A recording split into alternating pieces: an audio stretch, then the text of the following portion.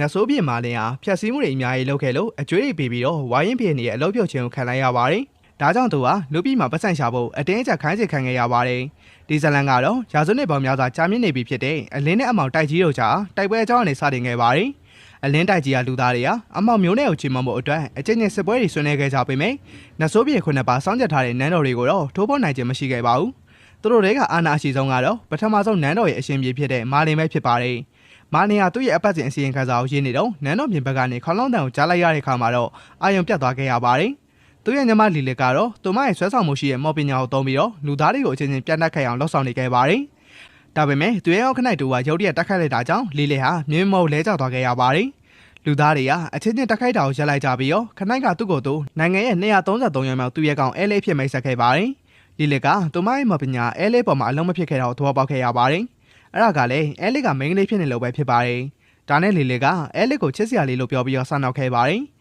အဲလေးကလီလီကိုပြန်နှုတ်ထုတ်လိုက်ပြီးတော့တိုက်ခိုက်ဖို့ပြေးဝင်သွားခဲ့ပေမဲ့လီလီကပြန်ကန်ထုတ်လိုက်ပါတယ်။အဲလေးကလီလီကိုထီအောင်တိုက်ခိုက်ဖို့ရုန်းကန်နေခဲ့ရပြီးတော့လီလီကသူ့မှာအားနဲ့တယ်လို့လောင်ပြောင်းတာကိုခံခဲ့ရပါတယ်။ဒါကြောင့်အဲလေးကသူမရဲ့စွမ်းအစစ်မှန်ကိုပြဖို့ဆွမ်းပြလိုက်ပါတယ်။လီလီကအဲလေးကိုတိုက်ခိုက်လိုက်တဲ့အခါမှာတော့သူမရဲ့ငကားအကျိုးရင်းနဲ့လှုပ်ထားတဲ့ကြောက်ပေါ်ဟာအဲလေးရဲ့ဓာတ်ကိုထိလိုက်တာနဲ့ကျိုးပဲ့သွားခဲ့တာကိုတွေ့လိုက်ရလို့အားအတင်သွားခဲ့ရပါတယ်။အဲလက်ကလိုက်ရန်တန်ကိုလီလစ်လုံမော့တော်တော်တွေကိုမထိနိုင်ဘူးလို့ပြောပြီးတော့မော်ပညာနဲ့တက်ခိုက်လိုက်ပါတယ်။လီလစ်ကမော်တက်ခိုက်မှုတွေကိုကာကွယ်နိုင်ခဲ့ပေမဲ့အဲလက်ကရုတ်တရက်ပြေးဝင်လာခဲ့ပြီးတော့သူမကိုဖမ်းဆီးလိုက်ပါတယ်။စစ်သားတွေကအဲလက်ကိုအားပေးနေခဲ့ကြပေမဲ့မာလင်ကတော့စူးညံတန်ကိုကြားပြီးတော့အပြစ်မှာဘာတွေဖြစ်နေလဲဆိုတာကိုသိချင်နေခဲ့ပါတယ်။အဲလက်ကသူမရဲ့ဆရာစာကြီးနဆိုးပြင်းနန်းတော်ကိုတက်ခိုက်ဖို့အတွက်အမိန့်ပေးဖို့တောင်းဆိုခဲ့ပေမဲ့စာကြီးကညှင်းပယ်ပြီးတော့အေယာမမေချောင်ဝေးလာ9ရီကိုဆင်ခေါ်လိုက်ပါတယ်။သူကဒါကိုလူသားမျိုးနဲ့ရဲ့ ultimate လက်နက်လို့ခေါ်ခဲ့ပြီးတော့တစ်ချက်တည်းနဲ့အရာအလုံးကိုဖျက်ဆီးနိုင်တယ်လို့ပြောလိုက်ပါတယ်။အဲလက်ကနဆိုးပြင်းကိုပဲချင်မောတဲ့နယ်လို့တင်နေခဲ့ပေမဲ့စာကြီးကတော့နဆိုးအလုံးတည်တဲ့နယ်လို့ယုံကြည်ခဲ့တာကြောင့်သူတို့ကိုအမြင့်ဖြတ်ချင်နေခဲ့ပါတယ်။သူကနဆိုးပြင်းဘယ်လောက်စိုးတဲ့နယ်ဆိုတော့သိခဲ့ပါတယ်။ဘာလို့လဲဆိုတော့သူကနဆိုးပြင်းနဲ့ရင်ဆိုင်ပြီးတော့အသက်ရှင်လွတ်မြောက်ခဲ့တယ်။တူရဲတော့အသက်ရှင်ကြရင်သူဖြစ်လို့ပဲဖြစ်ပါတယ်။သူကနဆိုးတွေကိုဖျက်ဆီးပြဖို့သူ့ရဲ့အဒီမဲတက်ခိုက်မှုကိုဆင်နွှဲခဲ့ပေမဲ့မာလင်ကသူတို့ကိုကာကွယ်ဖို့ရုတ်တရက်ရောက်လာခဲ့ပြီးတော့အဲလစ်ပုံမတော်ဆဆင်းသက်မိသွားပါတယ်။လီလစ်ကမာလင်ကိုဖတ်ပြီးတော့လူတွေကသူမကိုအနိုင်ကျင့်တယ်လို့ပြောနေတော့အဲလစ်ကတော့မာလင်ကိုဆင်းသက်တဲ့အခါသတိထားဖို့ပြောလိုက်ပါတယ်။မာလင်ကအဲလစ်ဘယ်သူလဲဆိုတာသိချင်တဲ့အခါမှာတော့လီလစ်ကသူမအသုံးမကျတဲ့သူရဲ့ကောင်းလို့ပြောလိုက်ပါတယ်။ဒါပေမဲ့လီလစ်ကအဲလစ်ကိုရှုံးခဲ့တယ်ဆိုတာမာလင်သိတော့လီလစ်ကဂယူမဆိုင်မိလို့ပါလို့ရှင်းပြလိုက်ပါတယ်။အဲလစ်ကမာလင်ကိုတိုက်ခိုက်ခြင်းပေမဲ့မာလင်ကသူ့လက်တစ်ဖက်ထဲနဲ့သူမကိုလွန်သွားလုပ်လိုက်ပါတယ်။စာကီယာမာလင်ကိုသူ့ရဲ့ရန်သူတော်လို့ခေါ်ခဲ့ပေမဲ့မာလင်ကသူ့တော်မှတ်မိခြင်းမရှိခဲ့ပါဘူး။ဒါနဲ့စာကီယာသူကမာလင်နဲ့တိုက်ခိုက်ပြီးတော့အသက်ရှင်ကြံရစ်ခဲ့တဲ့တိုးရဲတော်သူဖြစ်တဲ့အကြောင်းထပ်ပြောလိုက်ပါတယ်။မာလင်ကသူ့ကိုအသက်ချမ်းသာဝင်ပေးဖို့တောင်းပန်ခဲ့တဲ့စာကီကိုနောက်ဆုံးတော့မှတ်မိသွားခဲ့ပြီးတော့စာကီယာသူ့လူတွေကိုသူ့အတွက်ပေးဆက်မယ်လို့ကတိပေးခဲ့လို့လွတ်ပေးခဲ့ရလို့ပြောလိုက်ပါတယ်။ဒါကိုကြားတော့လူတိုင်းကအားအသင့်သွားခဲ့ပေမဲ့စာကီယာဒါမှမမှန်ဘူးလို့ရှင်းပြလိုက်ပြီးတော့သူကလူသားမျိုးနဲ့ရဲ့ဂုဏ်ချက်တွေနဲ့တရားမျှတမှုအတွက်ဒီနေ့အောင်ရောက်လာခဲ့တာပါလို့ပြောလိုက်ပါတယ်။သူကသူ့ရဲ့စစ်သားအားလုံးစီကနေမော်ဆွမ်းတွေကိုဆော့ယူပြီးတော့အားပြင်းတဲ့ဆွမ်းရည်ရောင်ကြီးကိုပြစ်လွတ်လိုက်ပေမဲ့မာလင်ကသူ့ရဲ့ဓာတ်ကိုသုံးပြီးတော့ပြင်းထန်တဲ့တိုက်ခိုက်မှုတစ်ခုလှုပ်ဆောင်လိုက်တာကြောင့်မိချောင်းကြီးကချက်ချင်းသေဆုံးသွားခဲ့ရပါတယ်။စာကီကခွင့်လွှတ်ဖို့တောင်းပန်ပြီးတော့တိုက်ခိုက်မှုအတွက်အဲလစ်ကိုပြစ်တက်ခဲ့ပါတယ်။ဒါပေမဲ့သူတို့ရုပ်ရဲ့ခေါင်းလောင်းတန်ကိုကြားလိုက်ရတဲ့အခါမှာတော့မာလင်ထိတ်လန့်သွားခဲ့ရပါတယ်။သူကအပတ်စဉ်စီဝေးစားနေပြီဆိုတော့သိလိုက်ရလို့ပဲဖြစ်ပါတယ်။သူကနန်းတော်စီကိုပြေးသွားခဲ့ပေမဲ့အဲလစ်ကသူ့ကိုထားလိုက်ပါတယ်။ဒါနဲ့သူကအဲလစ်ကသူ့အတွက်အရန်အားနဲ့နေခဲ့ပေမဲ့ဒါနဲ့အဲလစ်ကသူ့အတွက်အရန်အားနဲ့နေခဲ့ပေမဲ့တိုက်ခိုက်ဖို့အတွက်ဒီလောက်ထိလာခဲ့တာကြောင့်သူ့ရဲ့ double forward ကိုအသုံးပြုမယ်လို့ပြောလိုက်ပါတယ်။သူကဖြတ်စင်းနိုင်စွမ်းရှိရဲ့ဓာတ်တိုက်ခိုက်မှုကိုလွန်တင်လိုက်ပြီးတော့အဲလစ်ကသူမရဲ့အတားစီနဲ့ကာကွယ်ဖို့ကြိုးစားခဲ့ပေမဲ့သူမလွှမ်းမိုးခံလိုက်ရပြီးတော့ဓာတ်ချက်ကမြေပြင်ကိုဖျက်တောက်သွားခဲ့ပါတယ်။အစည်းအဝေးမှာတော့နဆိုးပြင်အားလုံးထဲမှာမာလင်ရဲ့စွမ်းဆောင်ရည်ကိုအစိုးဆုံးဖြစ်နေလို့အားလုံးကသူ့ကိုစိတ်ပြတ်နေခဲ့ကြပါတယ်။သူကခရိုးစိတ်အများစုအနိုင်ယူခဲ့ပြီးတော့လူသားတန်းပေါင်းများစွာကိုဖျက်ဆီးခဲ့လို့ပြပြခဲ့ပေမဲ့သူတို့ကတော့သူ့နန်းတော်အတွက်ပတ်စံရှာမပေးနိုင်ဘူးလို့ပြောခဲ့ကြပါတယ်။သူတို့ကမာလင်စစ်တပ်တိုင်းအမောက်နယ်မျိုးစိုးစိုးဝါပျက်စီးစေခဲ့တာကြောင့်သူတို့ရဲ့စိုးစိုးပေါင်းအကျွေးအားရန်66 trillion အထိရောက်နေပြီဖြစ်ပြီးတော့ချက်ချင်းပေးချေဖို့တောင်းဆိုခဲ့ကြပါတယ်။မာလင်ကနန်းတော်တွေကနေတိတိလေးထွက်ပြေးဖို့ကြိုးစားခဲ့ပေမဲ့လီလစ်ကသူပုံနဲ့ကစားနေရလို့ထင်နေခဲ့ပါတယ်။သူကနတ်ဆိုးပုံကသူ့အတွက်အရန်ချင်းနေရလို့ပြောပြီးတော့အပြင်ကပောက်စူးစမ်းမှုအတွက်အချိန်တန်ပြီလို့ပြောခဲ့ပါတယ်။သူမရှိခြင်းကသူ့ရဲ့အရေးပါပုံကိုလူတိုင်းသိလာလိမ့်မယ်လို့ထင်နေခဲ့တာပါ။လီလစ်ကသူ့ကိုအလောက်တော့ခံရတာလားလို့မေးတဲ့အခါဒါကသူ့ရဲ့ဆုံးဖြတ်ချက်ဖြစ်ပြီးတော့ဝါရင်ပြင်တွေကသူ့ကိုတောက်ဖို့ကြိုးစားခဲ့လို့ပြပြလိုက်ပါတယ်။သူကသူ့ရဲ့ကျင်စာကြောင့်ထွက်ခွာသွားတာဖြစ်ကြောင်းပြောပြလိုက်ပါတယ်။ဘာလို့လဲဆိုတော့အရန်ပြတ်တဲ့နယ်ပြိုင်ဘက်တွေနဲ့မတိုက်ခိုက်ရင်သူ့ရဲ့နှလုံးသားကြုံသွားမှာမလို့ပဲဖြစ်ပါတယ်။ဒါကြောင့်သူကအလင်းနိုင်ငံမှာပြိုင်ဘက်တွေကိုရှာဖွေရမှာဖြစ်ပါတယ်။ဒါပေမဲ့လီလစ်ကသူကနတ်ဆိုးပြင်တစ်ပါးဖြစ်ုံကတွဲလို့တခြားရည်ချင်းမရှိဘူးလို့ထင်နေခဲ့တာကြောင့်အပြင်ကဘာမှာအသက်ရှင်နိုင်မှာမဟုတ်ဘူးလို့ပြောလိုက်ပါတယ်။သူမလည်းလိုက်ပါသွားခြင်းခဲ့ပေမဲ့မာလင်ကသူဒီမှာဆက်နေခဲ့ရင်သူဖြည့်ဆည်းခဲ့တဲ့ပျက်စီးမှုတွေအားလုံးအတွက်ရန်66 trillion ပေးဆောင်ရမယ်လို့ပြောလိုက်ပါတယ်။ ဒါကြောင့်ပဲသူမချက်ချင်းနောက်ဆုတ်လိုက်ပြီးတော့ကျွေးမိတွေအားလုံးပြတ်ဆက်နိုင်ဖို့အတွက်ပတ်စံအလုံးလောက်ရှာနိုင်ပါစေလို့ဆုတောင်းပေးလိုက်ပါတယ်။မာလင်ထွက်ကတော့သူမအတူဟာအင်အားကြီးဆုံးနတ်ဆိုးပြင်ဖြစ်ခဲ့ပေမယ့်အပြင်ကဘာမှာကြာရှုံးပြီးတော့ပြန်လာရမယ့်လူအားတယောက်ပါလို့ထင်နေခဲ့ပါတယ်။ဒါကြောင့်ပဲသူကငိုယိုပြီးတော့ပြန်လာလိမ့်မယ်လို့သူမထင်နေခဲ့ပေမယ့်ဒီအတွေ့အကြုံကနေပဲသူ့ကိုလူတယောက်အနေနဲ့ပို့ပြီးတော့ကြီးထွားလောင်ကူညီပေးနိုင်လိမ့်မယ်လို့မျှော်လင့်နေခဲ့ပါတယ်။ဒီတော့တွင်အဲလစ်ကသူမရဲ့တန်ကြဝက်ဆောင်တဲ့ဓာတ်သာမရှိခဲ့ရင်အသက်ရှင်နိုင်မှာမဟုတ်လို့မှတ်သားထားခဲ့ပါတယ်။ဒါပေမဲ့သူကလီလေးရောက်လာတော့သဘောပေါက်သွားတော့တေးချောင်ဆောင်နေခဲ့ပါတယ်။လီလေးကတော့အဲလစ်ရဲ့ခန္ဓာကိုယ်ကအကောင်းပရိကြံနေတာကိုအောင်းနေခဲ့ပါတယ်။ဒါပေမဲ့သူမရဲ့လက်ပတဲ့မျက်နှာကိုဖုံမုတ်တွေဖြစ်ပြောင်းလဲသွားစေခြင်းမရှိခဲ့ပါဘူး။ဒါနဲ့ပဲလီလေးကအဲလစ်ကိုနန်းတော်ကိုခေါ်သွားခဲ့ပြီးတော့စူဆောင်းထားတဲ့ပစ္စည်းတွေဖြစ်တင်ဆက်ဖို့ဆုံးဖြတ်လိုက်ပါတယ်။သူမအဲလစ်ကိုကောက်ဖို့စူးစမ်းခဲ့ပေမဲ့အဲလစ်ကအရန်လေးနေခဲ့ပါတယ်။ဒါကြောင့်သူမရဲ့ခေါင်းကိုပဲယူဖို့ဆုံးဖြတ်လိုက်ပေမဲ့အဲလစ်ကတက်ခိုက်မှုကိုရှောင်လိုက်ပါတယ်။လီလေးကပြန်လဲတက်ခိုက်ချင်ခဲ့ပေမဲ့အဲလစ်ကသူမတက်ခိုက်နေတဲ့အခြေအနေမှာမရှိဘူးဆိုတော့သိနေခဲ့ပါတယ်။ဒါကြောင့်သူမထွက်ပြေးဖို့စူးစမ်းခဲ့ပြီးတော့လီလေးကသူမရဲ့ဝင်ပလေးတွေကိုလိုက်ဖမ်းဖို့မိန့်ပေးလိုက်ပါတယ်။ဒီတော့တွင်မာလင်ကတော့လူသားနဲ့ဆိုပုံဖြတ်ကျော်လာတဲ့ပင်လယ်ပြင်စီကိုရောက်ရှိသွားခဲ့ပါတယ်။သူကစောစောကဓာတ်ကြံနဲ့ပင်လယ်ကူးတင်မောအလုံးကိုပျက်စီးသွားအောင်လုပ်ခဲ့တာကြောင့်အင်အားအရက်များသွားပြီဆိုတော့သိလိုက်ရပါတယ်။နတ်ဆိုးတွေကရေမကူးနိုင်အောင်ဆိုတော့သူသိထားတာကြောင့်ပြန်လဲရတော့မယ်လို့ထင်နေခဲ့ပါတယ်။ဒါပေမဲ့ရုတ်တရက်လေငယ်တစ်စင်းကသူ့စီမျောပါလာခဲ့တာကြောင့်သူကပင်လယ်ကိုလေနဲ့လော်ပြီးတော့ဖျက်ကျော်ဖို့ဆုံးဖြတ်လိုက်ပါတယ်။ဒီတော့တွင်အဲလစ်ကတော့ဝင်ပလေးစီကနေဆက်ပြေးနေခဲ့ရပြီးတော့သူမရဲ့ဆရာကနတ်ဆိုးတွေကိုရင်ဆိုင်ဖို့အသင့်မဖြစ်သေးဘူးလို့ပြောခဲ့တာကိုသတိရနေခဲ့ပါတယ်။ဒါပေမဲ့သူမနှင်းဖုံးနေရတောင်ပေါ်မှာပဲနေပြီးတော့ဘာမှမလုပ်ခဲ့တဲ့သူမဆရာလိုမဖြစ်ချင်တာကြောင့်စူစားကန်ထွက်ဖို့အတင်းကြပ်တောင်းဆိုခဲ့ပါတယ်။အပြင်ကဘာကကြောက်စရာကောင်းတယ်ဆိုတာသဘောပေါက်သွားတဲ့အခါမှာတော့သူမစတင်ငိုကြွေးခဲ့ပါတယ်။သူမပြန်ရောက်ရင်တော့သူမရဲ့ကြွေးကျင်မှုတွေကိုမြင့်တင်ဖို့လိုရလို့လည်းတွေးခဲ့မိပါတယ်။သူမဝင်ပလေးတစ်ကောင်ဖြုတ်ချလိုက်ပြီးတော့ထိတ်တန်းအဆင့်သတ္တဝါတစ်ကောင်ပဲကျန်တော့တာကြောင့်စိတ်သက်သာရသွားခဲ့ရပါတယ်။ဒါပေမဲ့အဲ့ဒီသတ္တဝါတွေကရုတ်တရက်သူ့ရဲ့နောက်ဆုံးပုံစံပြပြောင်းလဲသွားခဲ့တာကြောင့်သူမထိတ်လန့်သွားခဲ့ရပါတယ်။ကိုယ့်ကိုယ်ကာကွယ်ဖို့ရုန်းကန်နေခဲ့ရပြီးတော့အသက်ရှင်နေမှာမဟုတ်လို့ထင်နေခဲ့တော့မာလင်ကရုတ်တရက်ဝင်ပလေးကိုတားလိုက်ပါတယ်။မာလင်ကအဲ့လေဟာပြည့်ပြည့်စုံတဲ့ကျွန်တယောက်ဖြစ်လာနေတယ်လို့ထင်နေခဲ့ပါတယ်။ဒါကြောင့်သူကဖက်တီလို့ခေါ်တဲ့ဝင်ပလေးကိုအဲ့လေဟာသူ့အပိုင်ဖြစ်ကြောင်းလီလစ်ကိုပြောဖို့မိန့်ပေးလိုက်တာကြောင့်အဲ့လေထိတ်လန့်သွားခဲ့ရပါတယ်။သူကသူမရဲ့တက်ကိုကဲခဲ့တာကြောင့်ကျေးဇူးဆက်တဲ့အနေနဲ့သူ့ရဲ့ကျွန်အဖြစ်အမှုထမ်းရမယ်လို့ပြောလိုက်ပါတယ်။ထို့နောက်မှာတော့လေဘော်ကိုတက်သွားခဲ့ပြီးတော့သူမအခုခံဖို့စူးစမ်းခဲ့ပေမဲ့ဘယ်လုံးမှမရှင်နိုင်ခဲ့ပါဘူး။အဲလစ်ကမာလင်ကိုအနိုင်ယူပြီးတော့မင်းသားတစ်ပါးနဲ့လက်ထပ်တော့မယ်လို့အိမ်မက်နေတော့မာလင်ကသူမကိုလှုပ်လှုပ်ဖို့ပြောပြီးတော့နှိုးလိုက်ပါတယ်။သူမတနေ့နေ့မှာသူ့ကိုလက်စားချေဖို့စဉ်းစားနေခဲ့ပါတယ်။အတွေ့အထဲမှာနေမျောနေရင်သူမအပြင်းထန်ထန်ဟိန်အောင်လိုက်ပါတယ်။လေပင်ကြားထဲမှာတော့သူကခိုင်မာရက်နေခဲ့တာကိုသူမသတိထားမိခဲ့ပေမဲ့မကြခင်မှာပဲသူကတက်သားပြတစ်ခုကနေအကူအညီယူနေခဲ့တာကိုသဘောပေါက်သွားခဲ့ပါတယ်။ခဏကြာမှာတော့သူမကသူချက်ပြုံးနေတဲ့အရာသာရှိရဲ့အစားအစာနယ်ကိုရလိုက်တာကြောင့်အာယုံပြတ်သွားခဲ့ရပါတယ်။ဒါပေမဲ့သူမအသုံးမကျတဲ့သူရဲကောင်းတယောက်ပါလို့ပြောလိုက်တာကြောင့်စိတ်ဆိုးသွားခဲ့ပါတယ်။ဒါနဲ့သူမကလှော်တာကိုရက်လိုက်ပြီးတော့သူတို့ကရေစီးနဲ့အတူတေဆုံးသွားလိမ့်မယ်လို့ပြောလိုက်ပါတယ်။သူကအလုပ်ကောင်းကောင်းလုပ်ရင်စူးချမယ်လို့ပြောလိုက်ပါတယ်။သူမအဲ့ဒီအစားအစာတွေကိုမစားချင်ခဲ့ပေမဲ့မခုခံနိုင်ခဲ့ပါဘူး။ထို့နောက်မှာတော့သူမရဲ့ဆရာကိုတောင်းပန်လိုက်ပြီးတော့နတ်ဆိုးပြင်တစ်ပါးကဒီလိုရသာရှိအစားအစာကိုချက်ပြုတ်ပေးနိုင်တာတဘာဝနေရမားတွေကိုစန့်ကျင်တာပါလို့ပြောခဲ့ပါတယ်။ငမန်းနေကအစားအစာနဲ့ကြောင့်ဆွဲဆောင်ခဲ့ရပြီးတော့သူမကကင်တာရပ်ဖို့ပြောလိုက်ပေမဲ့သူကဂီယိုမဆိုင်ခဲ့ပါဘူး။ဒါကြောင့်ပဲသူမကပင်လယ်ဟာပို့ပြီးတော့အန်ရများတဲ့သတ္တဝါရင်းနဲ့နေထိုင်ရလို့ပြောလိုက်ပါတယ်။သူမရဲ့နောက်ကျောဘက်ကိုညွှန်ပြလိုက်တော့ငမန်းတစ်ကောင်အနီးကမြင်လိုက်ရတာကြောင့်ကြောက်လန့်သွားခဲ့ပါတယ်။ဒါပေမဲ့သူ့ရဲ့ကွန်ဂရက်ဆာဟက်ကီနဲ့ငမန်းကိုပြန်ပြီးတော့လွှတ်လိုက်ပါတယ်။သူကပင်လယ်ထဲမှာအန်ရရှိဆုံးသတ္တဝါလို့ထင်နေခဲ့ပေမဲ့သူမကတော့ပင်လယ်ထဲမှာကြောက်စရာအကောင်ဆုံးသားကောင်ဖြစ်တဲ့ပင်လယ်ဘလူးအကြောင်းပြောနေရလို့ပြောလိုက်ပါတယ်။သူတို့ရဲ့စစ်တပ်ကတော့ပင်လယ်ဘလူးရဲ့တိုက်ခိုက်မှုကိုရှောင်ရှားဖို့အတွက်တန်ရှင်းတဲ့ငကားကြီးကိုသူတို့ရဲ့သင်္ဘောတွေမှာတုံလင်းခဲ့ရလို့ဖော်ထုတ်ခဲ့ပါတယ်။သူကတော့စစ်တပ်ကအနာဆုံးထွက်နေတဲ့အကြောင်းရင်းကဒါကြောင့်ပဲဆိုတာသိလိုက်ရပါတယ်။ဒါပေမဲ့သူမကတန်ရှင်းတဲ့ငကားကြီးတွေကတန်မိုးရှိတဲ့ရင်နာဖြစ်ကြောင်းပြလိုက်ပါတယ်။ဘာလို့လဲဆိုတော့တန်ရှင်းတဲ့ငကားတွေကပျောက်ကွယ်သွားခဲ့တာကြောင့်သူ့ရဲ့ချီဟာရွှေတက်ပို့ပြီးတော့တန်မိုးရှိနေလို့ပဲဖြစ်ပါတယ်။သူကတန်ရှင်းတဲ့ငကားအကြောင်းဘယ်တော့မှမကြားဘူးလို့သူမကထင်နေခဲ့ပါတယ်။ဒါပေမဲ့သူကနတ်ဆိုးသက်စွာတွေကိုချီနှောင်မှုအသွင်ပြုတဲ့စာကြောက်တုံးကိုထော်ယူလိုက်ပါတယ်။သူကတကားပေါက်တစ်ခုကိုဖွင့်လိုက်ပြီးတော့ဘာဂီကိုဆက်သွယ်ခဲ့ပါတယ်။သူကသူ့ရဲ့ခြေတွေကိုရောင်းပြီးတော့အပေါ်ပတ်ဆန်ရှာနေတာကြောင့်ထွက်သွားဖို့မလိုတော့လို့ထင်နေခဲ့ပါတယ်။တန်ရှင်းတဲ့ငကားကအိမ်မွေးတိတ်ဆန်အဖြစ်ပြောင်းသွားခဲ့တာကိုအဲလစ်ကမယုံနိုင်ခဲ့ပါဘူး။ဒါနဲ့သူကသူ့ကိုအနိုင်ယူပြီးတော့အိမ်မွေးတိတ်ဆန်ဖြစ်အောင်လုပ်ခဲ့ရလို့ရှင်းပြလိုက်ပါတယ်။ဒါပေမဲ့သူမကတော့ကဘာပေါ်မှာအင်အားအကြီးဆုံးသတ္တဝါဖြစ်တဲ့တန်ရှင်းတဲ့ငကားတွေကအခုလိုအိမ်မွေးတိတ်ဆန်အဖြစ်ပြောင်းလဲသွားခဲ့တာကိုအားသိနေတော့မှဖြစ်ပါတယ်။သူကဘာဂီကကြောက်တော့အုံပြပြီးတော့သူ့ကိုရှာတွေ့ပြီးနန်းတော်ကိုပြန်ခေါ်သွားလိမ့်မယ်လို့ထင်နေခဲ့ပါတယ်။ဒါပေမဲ့ကြောက်တော့ရုပ်တရက်သူ့ရဲ့လက်ထဲကနေချော့ထွက်ပြီးတော့ပြင်လယ်ထဲကိုပြုတ်ကျသွားခဲ့ရပါတယ်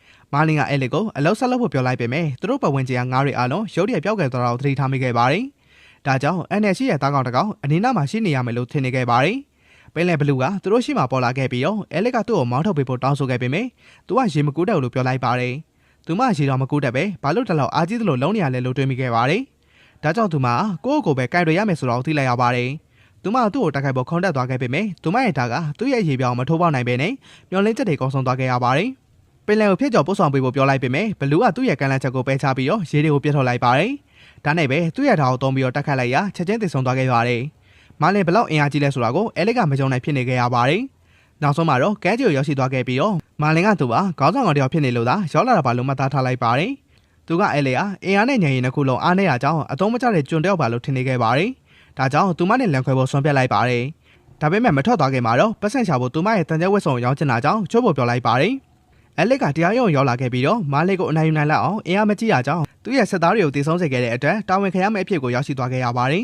။သူမသူရဲကောင်းဘက်ကိုရုပ်သိမ်းခံရပြီးတော့အဖိုးတန်နဲ့တန်ကြဲဝက်ဆောင်ဆုံးရှုံးခဲ့တာကြောင့်ရွှေရင်းကတန်း90ပေးဆောင်မှုအမိန့်ချမှတ်ခံခဲ့ရပါတယ်။တနေ့ကြာမှာတော့အဲလစ်ကိုပင်လယ်ဓမြတွေတက်ခတ်နေတာကိုတွေ့လိုက်ရပေမဲ့ပင်လယ်ဓမြတွေကတော့သူမသူတို့ကိုအနိုင်ယူဖို့အရန်အားနဲ့လို့ထင်နေခဲ့ကြပါတယ်။သူတို့ပြန်မေးဆရာရဲ့ကောင်းမလေးကိုလွတ်မြောက်စေပြီးတော့အကူအညီမရောက်မချင်းသူတို့နဲ့တိုက်ပွဲဝစ်ပင်မှာဖြစ်လို့စိတ်မပူဘူးပြောလိုက်ပါတယ်။အဲလစ်ကပင်လယ်ဓမြကောင်းဆောင်ကိုလက်စားဖျောက်ဖို့ကြိုးစားနေတော့နောက်ထပ်ပင်လယ်ဓမြတစ်ယောက်ကသူမကိုပိတ်ဆို့ပြီးတော့နောက်ကိုတွန်းထုတ်ပစ်လိုက်ပါတယ်။သူမအသက်ရှင်နေသူရဲ့ကောင်းမလေးကိုဘယ်သူမှထိလို့ရမှာမဟုတ်ဘူးလို့ပြောလိုက်ပေမဲ့သူတို့ကယူမောခဲ့ကြပါတယ်။သူမအီလိုက်တိုင်ယာဟီးရိုးတယောက်ပဲရှိသေးတာဖြစ်ပြီးတော့သူတို့ကတော့ဟိုလီတိုင်ယာအစ်စ်မှရှိရကြောင်းသူမကသူတို့ဘာမှလုံးနိုင်မှာမဟုတ်လို့ရှင်းပြခဲ့ပါတယ်။သူတို့ကသူမကိုတိုက်ခိုက်ဖို့ပြင်ဆင်နေတော့မာလင်ကရုတ်တရက်သူတို့ဘောကိုဆင်းသက်လာခဲ့ပါတယ်။သူကသူ့ရဲ့ချိန်သာစတဲ့အလုံးလုံးမှဖြစ်လို့သူတို့ရဲ့ပြပွဲကိုပေးဆောင်မဆောင်နိုင်တော့လို့ပြောလိုက်ပါတယ်။ဓမြတွေကတော့မော်ပြင်းအောင်မခံစားရတာကြောင့်သူအားနဲ့နေလို့ထင်ခဲ့ကြပါတယ်။ဒါကြောင့်သူတို့ကတိုက်ခိုက်ဖို့ဆွန့်ပြတ်လိုက်ကြပါတယ်။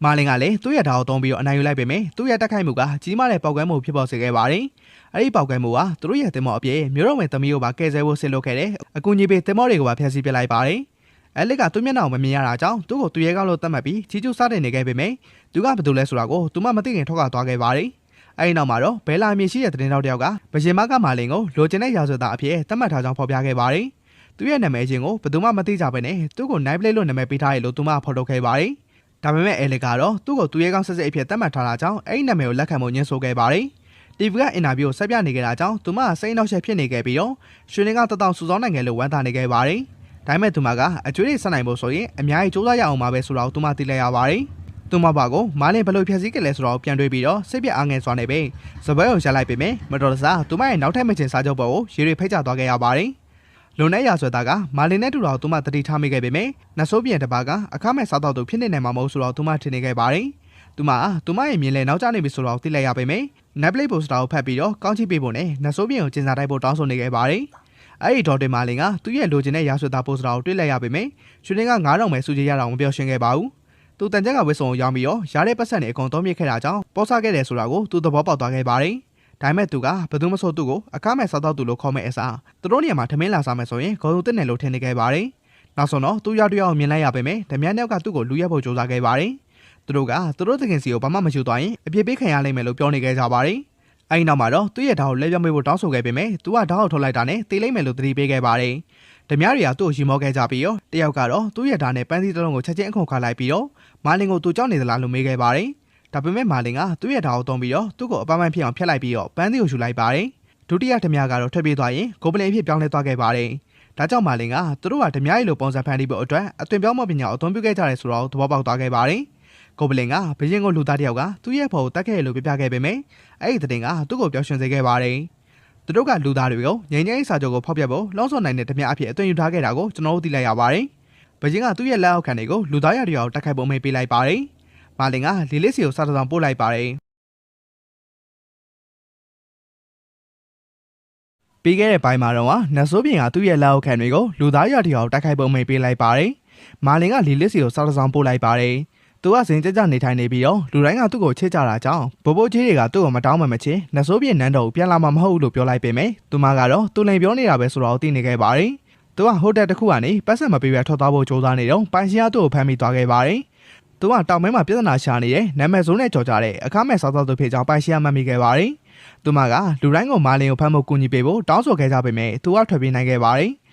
သူကပြဿနာမရှာချင်လို့မှတ်သားထားလိုက်ပေမဲ့ဟန်နရီအမည်ရှိတဲ့ကောင်လေးတယောက်ကရုတ်တရက်သူ့ရှိမှပေါ်လာခဲ့ပါတယ်။သူကသူ့ရဲ့ဓာတ်အလိုလိုကန်လိုက်တော့ဟန်နရီကသူ့ဖျော်ပြနေရလားလို့တွေးခဲ့မိပြီးတော့မာလင်ကိုကောင်းကောင်းဖျော်ပြပေးရင်သူ့ကိုဆူချမယ်လို့ပြောလိုက်ပါတယ်။ဒါပေမဲ့မာလင်ကသူ့ရဲ့ဓာတ်ကိုမထုတ်နိုင်ခဲ့ပါဘူး။ဘာလို့လဲဆိုတော့ဓာတ်ကိုထုတ်လိုက်ရင်ဟန်နရီကိုတေးစီပြီးတော့ရွာကိုဖျက်ဆီးမိလိုက်မယ်ဆိုတာသူသိနေခဲ့လို့ပဲဖြစ်ပါတယ်။ဒါကြောင့်သူကသူ့ကိုလဲစားဖို့ပဲကြိုးစားခဲ့ပေမဲ့ဟန်နရီကစိတ်ဆိုးသွားခဲ့ပြီးတော့သူ့ကိုအသုံးမကျတဲ့ကောင်လို့ခေါ်ခဲ့ပါတယ်။ဒါကြောင့်မာလင်ကစိတ်ဆိုးသွားခဲ့ပြီးတော့ဟန်နရီရဲ့ရေခဲမော်ကိုပြစ်ချလိုက်တာကြောင့်ဟန်နရီငိုခဲ့ပါတယ်။ လစ်ကလည်းရွာကိုကြောလာခဲ့ပြီးတော့စွန်စားသူတွေကသူရဲ့ကောင်းတူးနဲ့ခီးသွားတာဂုံယူစရာပဲလို့ပြောနေခဲ့ကြပေမယ့်သူမကတော့အဲ့ဒီဘွဲကမရှိဘူးလို့ပြောလိုက်ပါတယ်။ဒါကြောင့်သူတို့ကဘာဖြစ်ခဲ့လဲဆိုတာကိုသိချင်နေခဲ့ကြပါတယ်။သူမရှင်းပြတော့မယ့်အချိန်မှာပဲလူတစ်ယောက်ကနတ်ဆိုးပြင်းတဲ့အမျိုးသမီးသူရဲ့ကောင်းကြကလှုပ်ဝဲချစ်ဆန်လန်အကြောင်းကိုစောင်းအသစ်ထုတ်ဝေထားတဲ့အကြောင်းအော်ဟေပြောနေခဲ့ပါတယ်။သူမကမာလီနဲ့သူမရဲ့စွန်စားကန်အကြောင်းလို့ထင်နေခဲ့တာကြောင့်ရှက်ရုံသွားခဲ့ရပါတယ်။အဲ့ဒီလူကစောင်းတန်းပေါင်းများစွာရောင်းချခဲ့ရတယ်လို့မှတ်သားထားတဲ့တာကြောင့်သူမစိတ်ပြအားငယ်သွားခဲ့ရပါတယ်။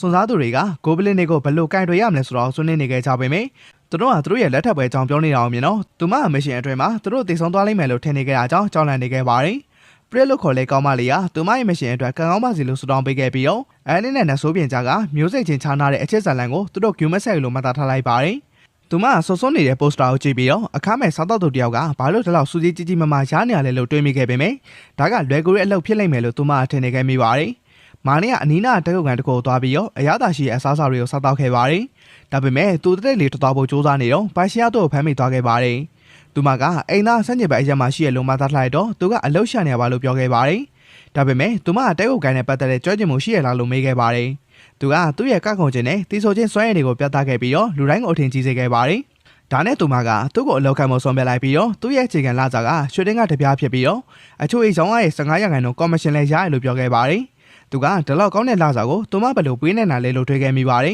။ဒါနဲ့သူမကသူတို့မှအလဲကျနှစ်ပိုင်းလောက်ခံရတာဖြစ်ကြောင်းပြပြခဲ့ပါတယ်။နေကင်းအလဲကျရင်တော့အရာအလုံးကပုံမှန်အတိုင်းပဲဖြစ်ပါတယ်။ဒါပေမဲ့ညဘက်မှာဆိုရင်တော့အမျိုးသမီးဖျောက်တဲ့အများပြားကိုအခန့်ရတာကြောင့်ပတ်ဝန်းကျင်ကိုတက်ကြွအောင်လုပ်ပေးဖို့လိုရလို့သူမကပြပြလိုက်ပါတယ်။ထို့နောက်သူမကကိုယ့်ကိုမာတာအဖြစ်မိတ်ဆက်လိုက်ပြီးတော့မာလင်ကသူ့ရဲ့ညာပိုင်းအလုပ်အတွက်ဒီစီဆိုတဲ့နာမည်ပြောင်းပေးခဲ့ပါတယ်။သူမကသူ့ရဲ့ပထမဆုံးလာစားကနေသူစားထားတဲ့အစားအစာကိုဖျက်တောက်မယ်လို့ပြောခဲ့ပြီးတော့သူကိုသူမရဲ့သားဟန်နရီနဲ့မိတ်ဆက်ပေးခဲ့ပါတယ်။ဟန်နရီကသူ့ကိုအခါမဲ့စားတော့သူဖြစ်ခေါ်ခဲ့ပေမဲ့မာတာကမာရိုင်းလို့သူ့ကိုရိုက်ခဲ့ပါတယ်။သူမကမာလင်ကိုဧည့်သည်အခန်းကိုပြခိုင်းခဲ့ပြီးတော့လမ်းမှာမာလင်ကပထမဆုံးချိန်တွေ့ဆုံခဲ့တဲ့အကြောင်းသူမကိုမပြပြဖို့အတွက်ဟန်နရီကိုလက်ထိုးဖို့ကြိုးစားခဲ့ပါတယ်။သူကဟန်နရီကိုဟော်လီတိုင်ယာပြန်မတ်တွေကိုတိုက်ခိုက်နိုင်အောင်သူ့ရဲ့ဓာတ်ချက်တွေကိုသင်ပေးဖို့ကမ်းလှမ်းခဲ့ပေမဲ့ဟန်နရီကတော့မာလင်ကိုမယုံခဲ့ပါဘူး။သူကနိုင်ပလိတ်လို့အရေးချင်းရှိတဲ့သူသာဟော်လီတိုင်ယာပြန်မတ်ကိုအနိုင်ယူနိုင်တယ်လို့မှတ်သားထားလိုက်ပါတယ်။ဒါကြောင့်မာလင်ကသူ့ကိုယ်သူနိုင်ပလိတ်ဖြစ်ကြောင်းပြပြလိုက်ပေမဲ့ဟန်နရီကတော့သူ့ကိုမယုံကြည်နိုင်ခဲ့သေးပါဘူး။ဒီတော့တဲ့စွစားသူတွေကဂိုဘလင်တက်တက်လုံးတိုက်ခိုက်ရလိမ့်မယ်လို့မမျှော်လင့်ထားခဲ့တာကြောင့်သူတို့ကိုအနိုင်ယူဖို့ရုန်းကန်နေခဲ့ရပါတယ်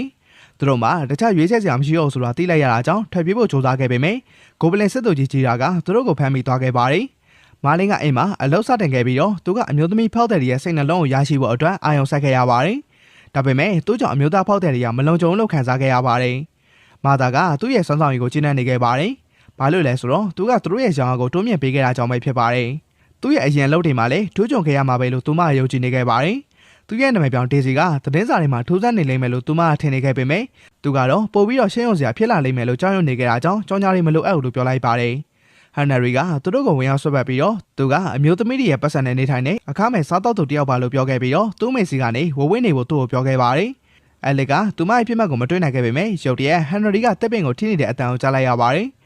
သူကခံကြောအခါမဲ့စားတော့သူတယောက်ကိုဒေါသထွက်နေတယ်ဆိုတာကိုသူမသိလိုက်ရတာကြောင့်သူမကပိုစတာကိုသူ့ကိုပြလိုက်ပါတယ်။သူကသူသိရဲ့အခါမဲ့စားတော့သူနဲ့မတူလို့မှသားထားလိုက်ပါတယ်။အဲ့ဒီအခါမဲ့စားတော့သူကတော့သူတို့ရဲ့အရက်ဆိုင်ရဲ့ဝင်ငွေကိုတိုးမြင့်ဖို့အတွက်အမျိုးသမီးတွေကိုလင်းလဲခဲ့သူဖြစ်ပါတယ်။သူကအလုပ်စူးစမ်းတဲ့သူတယောက်ပဲလို့ထင်နေခဲ့ပေမဲ့အမျိုးသားအများပြားကတော့ရုတ်တရက်သူမစီကိုချင်းကပ်လာခဲ့ပြီးတော့သူတို့ရဲ့အမျိုးသမီးတွေကသူ့ရဲ့ဆွမ်းဆောင်မှုကြောင့်ပိတ်မိနေတာဖြစ်လို့မာလင်ကိုထင်းသိရင်စူးလက်ပေးမယ်လို့ကန့်လန့်ခဲ့ကြပါတယ်။အဲ့လစ်ကအင်းကိုသွားခဲ့ပြီးတော့ဒါကမျိုးငယ်လေးတစ်ခုပဲဖြစ်ပေမဲ့အမျိုးသမီးအရေးအတွက်များပြားနေကြတာကိုမြင်တော့အားအသင့်သွားခဲ့ရပါတယ်။သူမကမာလင်ကိုတွေ့လိုက်ရပြီးတော့သူမရဲ့ပိုစတာတွေကအခါမဲ့စားတော့သူဆိုတော့သဘောပေါက်သွားခဲ့ရပါတယ်။ဒါကြောင့်သူမသူ့ကိုဖမ်းဖို့ဆုံးဖြတ်လိုက်ပေမဲ့အစင်းခန်းစားတွေအကြသူကအမြဲတမ်းထွက်ပြေးလေးရှိတယ်ဆိုတာကိုပြန်အမှတ်ရလိုက်ပါတယ်။